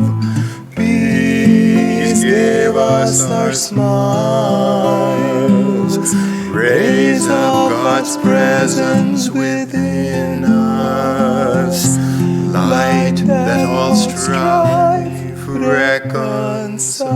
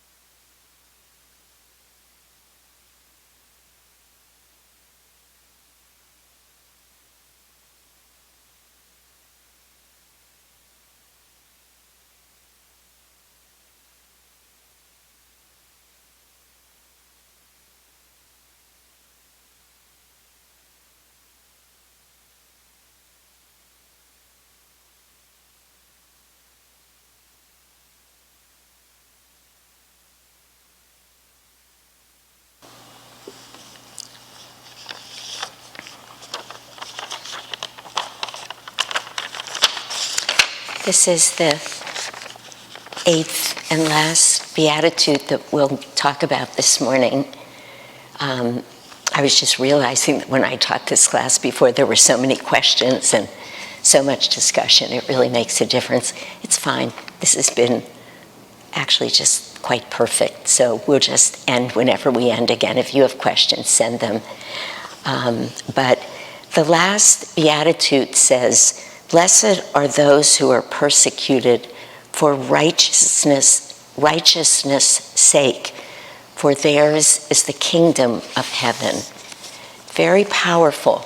Jesus is saying, remember we talked about before, that when Jesus uses the word righteousness, he's talking about attunement.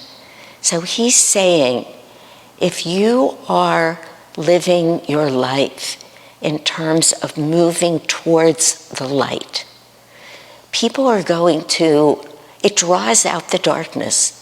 It simply does. We've seen this in Swami's life. We've seen it in so many ways. I bet each of us have seen it in our own lives. I told a story when I taught the class, such a simple example, but it's just so much the truth. When I became a vegetarian, which just happened overnight, when I was in my late 20s, it just came to me that I had to be done eating all meat, fish and poultry, everything. So let's see, that was in the 70s. It's not, of course, that it was unheard of in this country, but it was not the thing it is now. And it was unheard of in my family and amongst my friends, that's for sure. People were angry with me. I remember every meal brought up a discussion. I was perfectly happy. I would say to them, make the meal you're going to make, and I'll eat what I want. But every meal was like, why do you need to do this? Why can't you just eat a little meat once? Why can't you do it now? Or when I travel with friends who don't meditate, often they'll say, do you actually have to meditate every morning? Why can't you just skip mornings? These are such simple examples. They're not like some of the darkness that came and found Yogananda when he was trying to set up an entire spiritual work here, or Swami Kriyananda. I mean, look at what they've lived through. And I feel some of that in my life, and I bet you all do, in much deeper ways. The more finely our path is being attuned, I would really say it like that. Sometimes the harder are the challenges, and the more you feel like darkness is coming in, and you have to be very, very strong. And just like I did about becoming a vegetarian, or like I do if I am anywhere with people who don't meditate, start your day, do what you want, but not be drawn into that. That's probably right, I could just eat meat once, or I could skip a meditation. No, I can never skip a meditation in the morning. I already know what a day feels like when I don't meditate, but it's more than that. It's deciding consciously, and again with total will and commitment, that I am moving towards that light, that everything I do in my life, as much as I possibly can, that I want it to be about deepening my attunement with God. I want to be with God. I want people to feel God when they're with me. I want to be that much at one with that divine presence. And that light, sure as anything, will draw the devil. And I've heard Swamiji say this many times, and in several, at least, circumstances, which I won't speak about right now.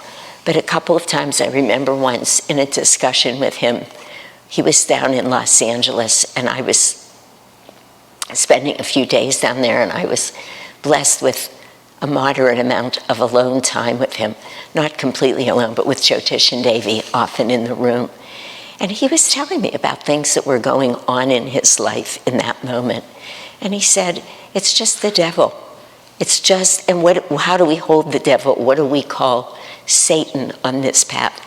Anything that's trying to draw us away from that light, whether it's something in us, whether it's habits, thought patterns, desires, any way that delusion can take a hold of us, or if it's coming from the outside.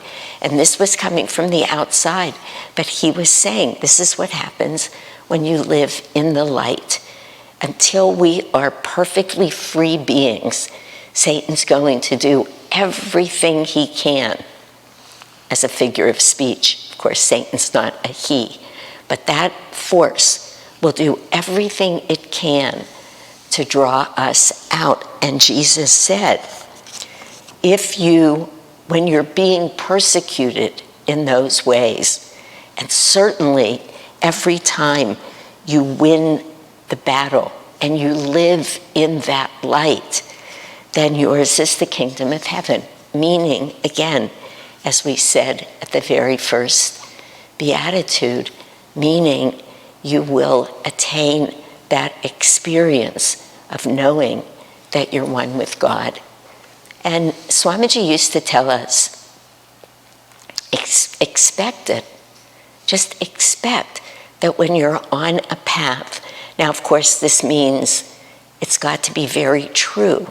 It's got to be without ego. I mean, going all the way back to the first Beatitude again, it's got to be pure in spirit, which means away from our egos. And that is what we're all aiming for, but we have to practice self-honesty and watch for that. But every effort that we make will draw its own contrasting force.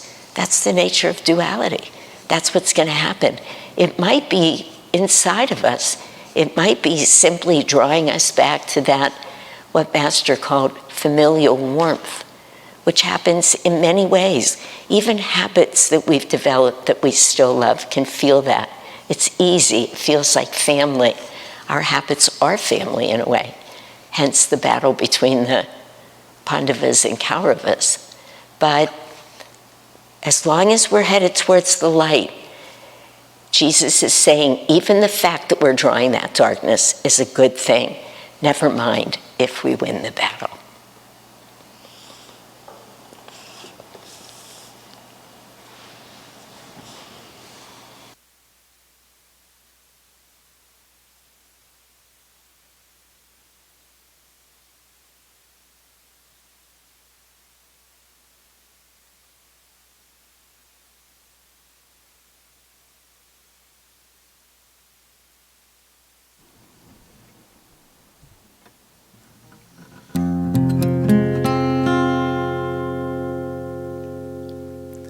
I will lift up mine eyes unto the hills, from whence cometh my help. My help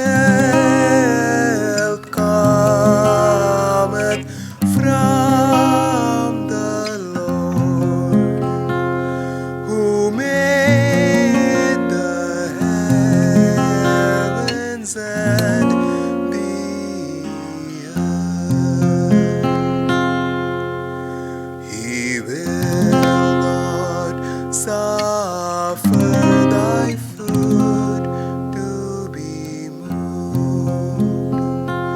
He that keepeth thee will not slumber.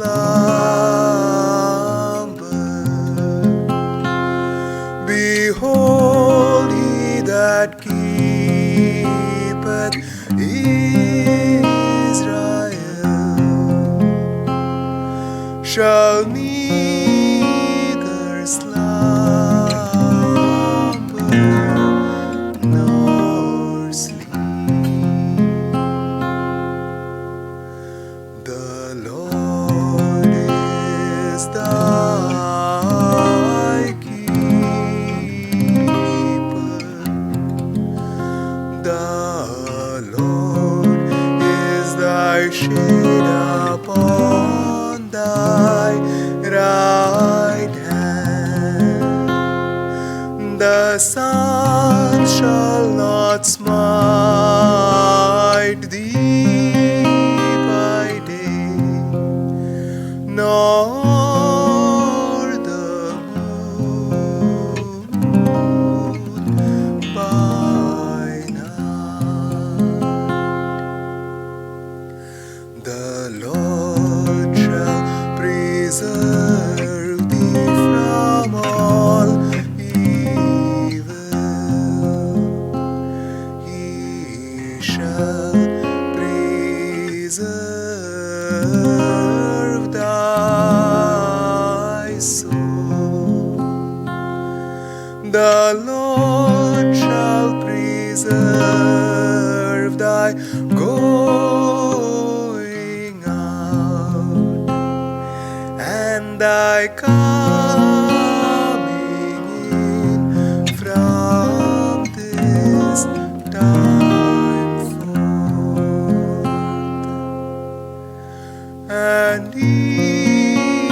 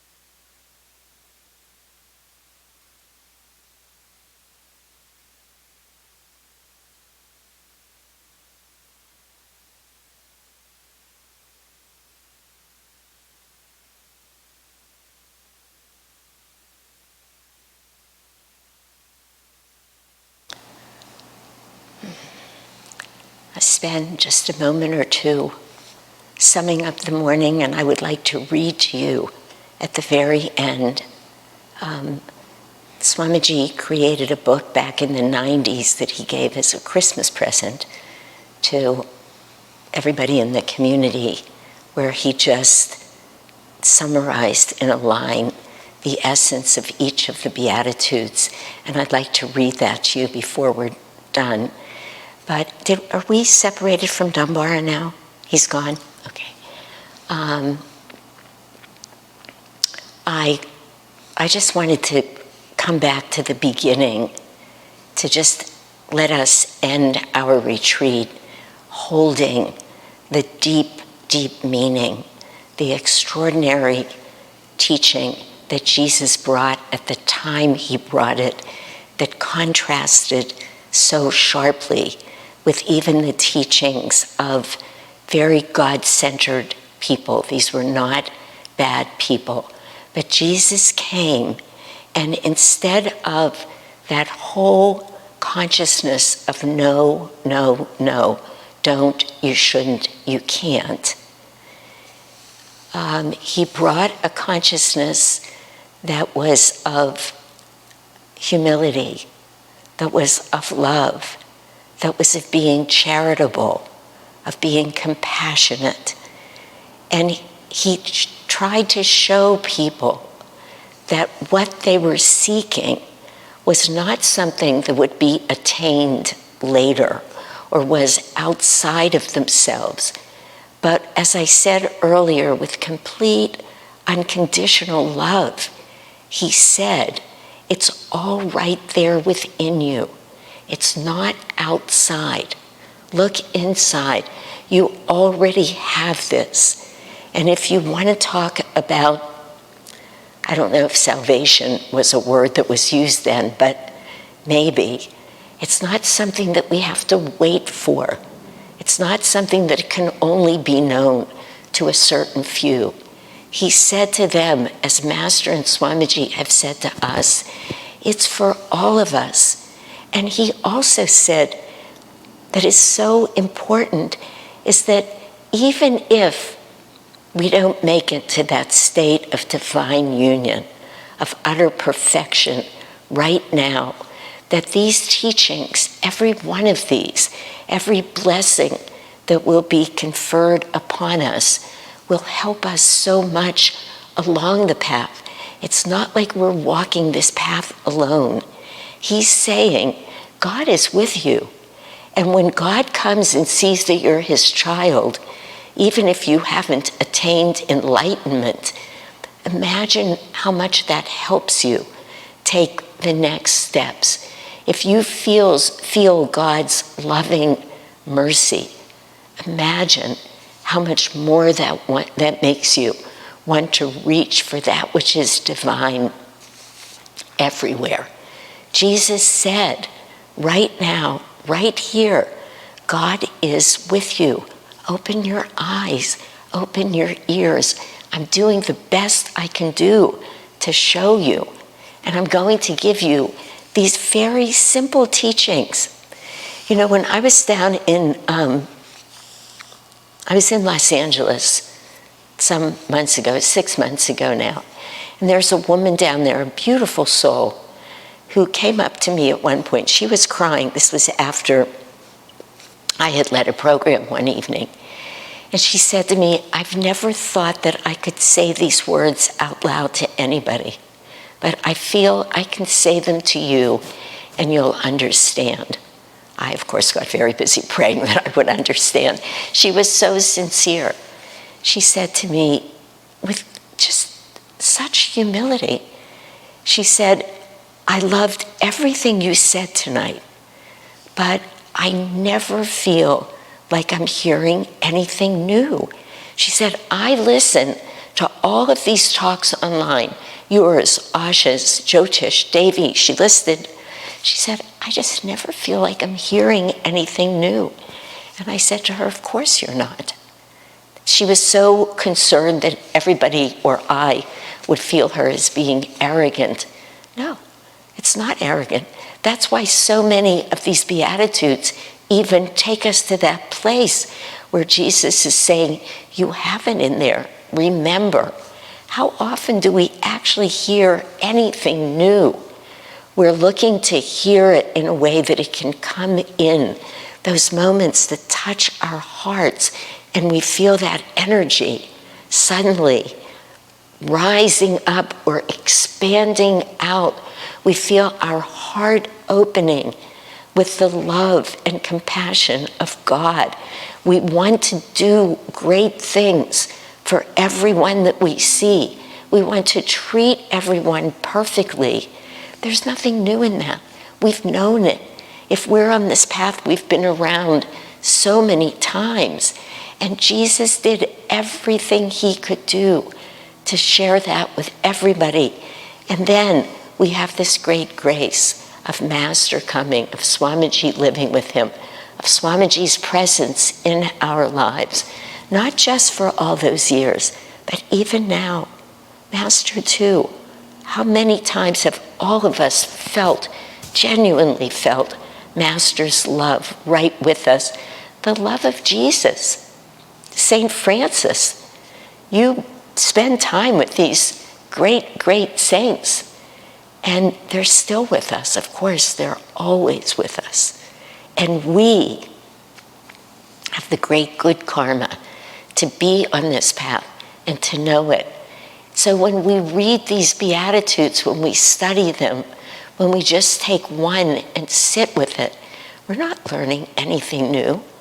Everything we know is being awakened by hearing God's words, God's voice. That's what happens with these songs or with this movement.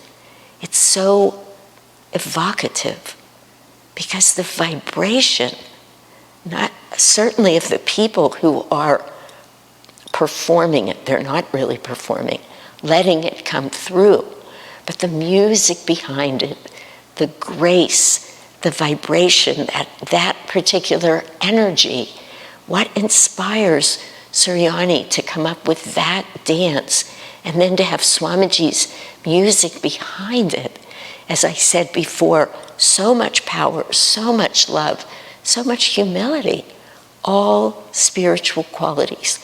You listen to these beautiful voices in these souls that have been attuning themselves to that divine ray for decades, lifetimes, really. It's just like, I know that. I remember that. I want to be in that. I could have asked Sai Ganesh to sing that Psalm of David 10 more times. I just wanted to keep going into it. First I'm hearing the words, then I say, wait a minute, just don't listen to the words, just feel the vibration. No, but the words are so perfect. Listen to the quality in that voice that's being inspired. The two of them singing cloisters. I could just go on and on. I have to mention Biraj, who chants with such devotion. Human being cannot know this, all of what I'm talking about, unless they are a channel that's being blessed by that which is flowing through it. And that's what Jesus came to say. I love Jesus. It's so amazing for me to say that because, I grew up with such an anti-Christ teaching. It was so strong.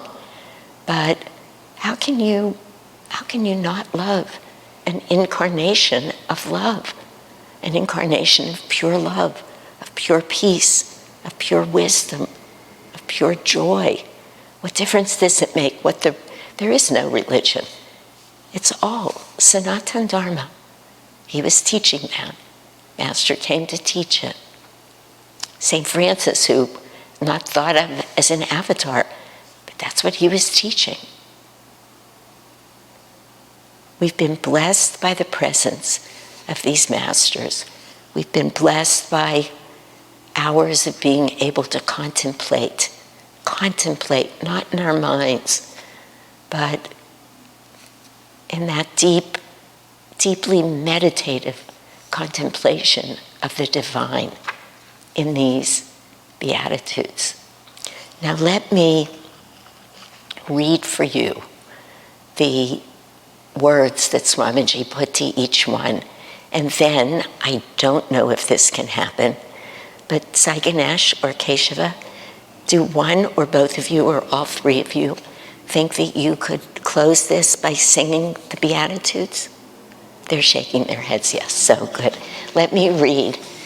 Then we'll have music. And then, if there are any questions, I don't know if any have come, but if you have any questions, feel free to send them. I'll answer them, and I promise you the energy will not drop. We only call it a Q&A. It doesn't sound good, but it will be good. So let me just find. Give me one moment. Here they are. So I'll read the Beatitude, and then I will read what Swamiji said about it. Again, it's like a one-liner, a perfect one-liner. Blessed are the poor in spirit, for theirs is the kingdom of heaven. And Swamiji says, blessed are they who rejoice in their own unimportance in the great scheme of things. By their non-attachment to ego, they live even now in a state of heavenly bliss. Blessed are they that mourn, for they shall be comforted. Swamiji says, blessed are they who mourn the seeming absence of God. Them will he comfort with his love. Blessed are the meek, for they shall inherit the earth. Swamiji, blessed are they who live not aggressively or self-assertively, but in harmony with nature and divine law, for they shall be supported in return. Blessed are they which do hunger and thirst after righteousness, for they shall be filled. Swamiji, blessed are they who seek attunement with truth. They alone of all human beings shall find lasting fulfillment. Blessed are the merciful, for they shall obtain mercy. Blessed are they who, recognizing the bond they share with all living creatures, are more concerned for others than for themselves. Blessed are they who serve consciously as instruments of divine grace, for in their very giving they shall receive. Blessed are the pure in heart, for they shall see God. Blessed are they whose self-offering to God is effortless and complete, secure in the knowledge that all other desires are foreign to the soul. In the purity of their knowing, they shall see God. Blessed are the peacemakers, for they shall be called the children of God. Blessed are they who live unshakably in the consciousness of inner peace, who emanate peace to everyone whose lives they touch. They shall be hailed as instruments of the Lord. And finally, well, not finally, Swamiji did 9. This is number 8. Blessed are they which are persecuted for righteousness' sake, for theirs is the kingdom of heaven. Blessed are they who, when persecuted, dare to stand firmly by the truths they know. Through steadfastness to high principles, they shall be deemed worthy after death to enter the highest heavens. And then he said, without reading another beatitude, blessed are you when your awareness of the truth is tested by misunderstanding of others, born of their spiritual ignorance. For only by placing truth above human opinions shall you attain wisdom. Great though your tests appear to you today, they are the price of admission into the company of the saints. And in conclusion, Swamiji says, the Sermon on the Mount has been described as a revolutionary teaching, and indeed, so it was. Its summons to live for God alone was uncompromising. The Orthodox rabbis were accustomed to spiritual compromises demanded by worldly people.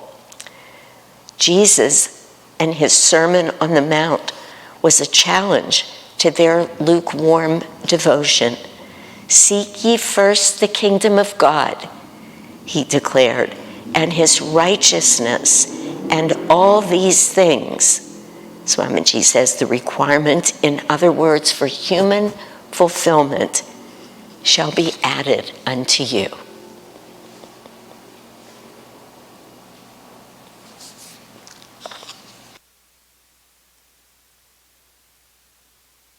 Singer, come back up then. Good. Sai Ganesh will sing for us. It's a beautiful way of just closing. Unless we have questions, we'll answer them after.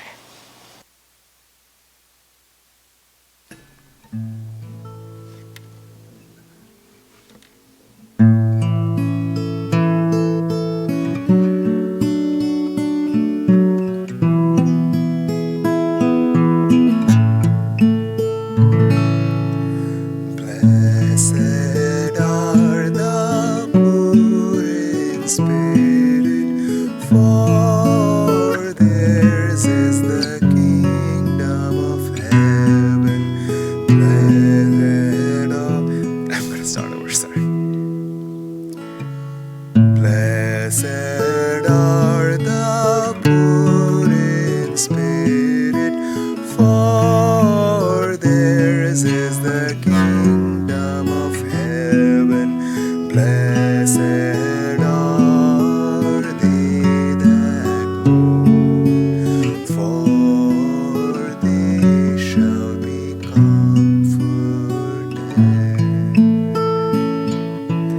Blessed are the meek, for they shall inherit the earth. Blessed who thirst for righteousness, for they shall be satisfied.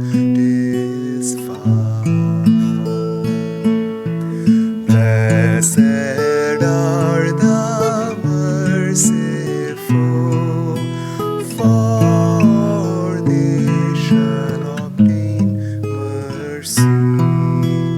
Blessed are the pure in heart, for they shall see God.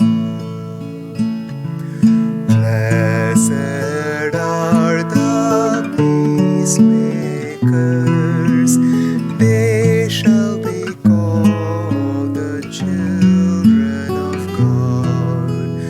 Bless those who revile for righteousness' sake, for theirs is the kingdom of heaven.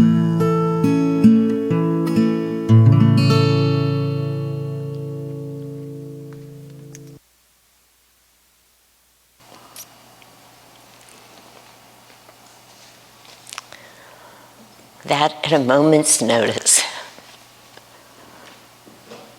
That has to be the epitome of egolessness, because it's not like it was rehearsed. It was beautiful. Thank you. So let me just ask, are there any questions?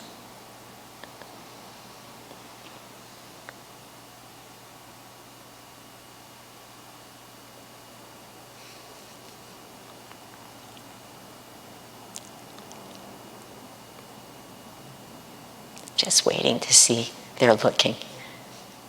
No? Okay, it's been a beautiful morning.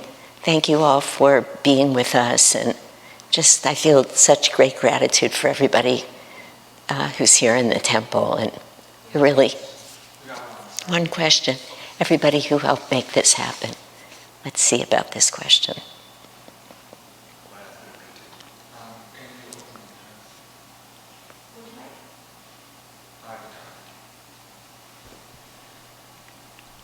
I am constantly betrayed by people who agree to be my executors and responsible for my living will. Even though there is great financial rewards, they never follow up with action when needed. I am a widow, I have no children, my family is in Greece. What do you recommend? Can you repeat the first line of that? Is it, I am constantly betrayed by people who are the executors?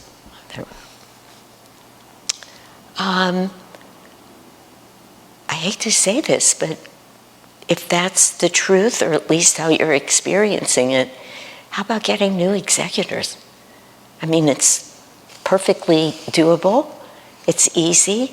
This is something around which you should just be able to experience peace.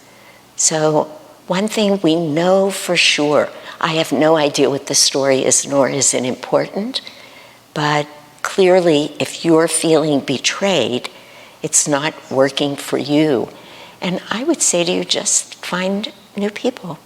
Find people that you feel you can trust and who will understand in this life that it's important that we have peace in as many circumstances as possible, certainly in this circumstance, and that you're going to pass it on. And let me just say, if they happen to be your children, because then people say, these are my children and I don't want to hurt them, and that's a decision we have to make. We can just, with deep love, deep compassion, great truth. You see, when we feel that way, we have to be angry at people. That is not good for us. So the way to not need to be angry is to speak truth with compassion, with care, and move on. So I hope you can do that. Let's close with a prayer.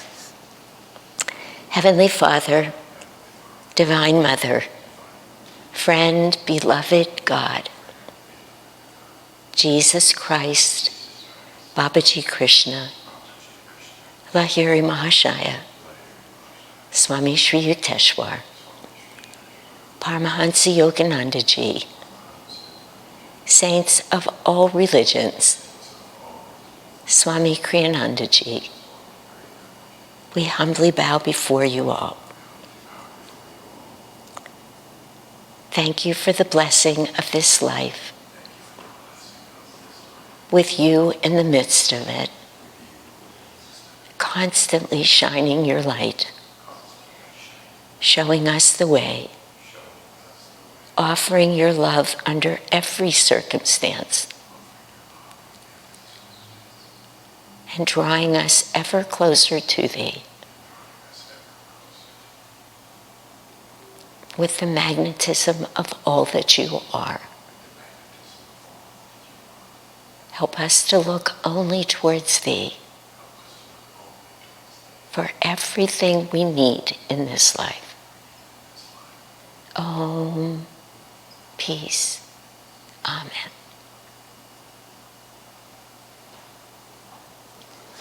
Go out with joy.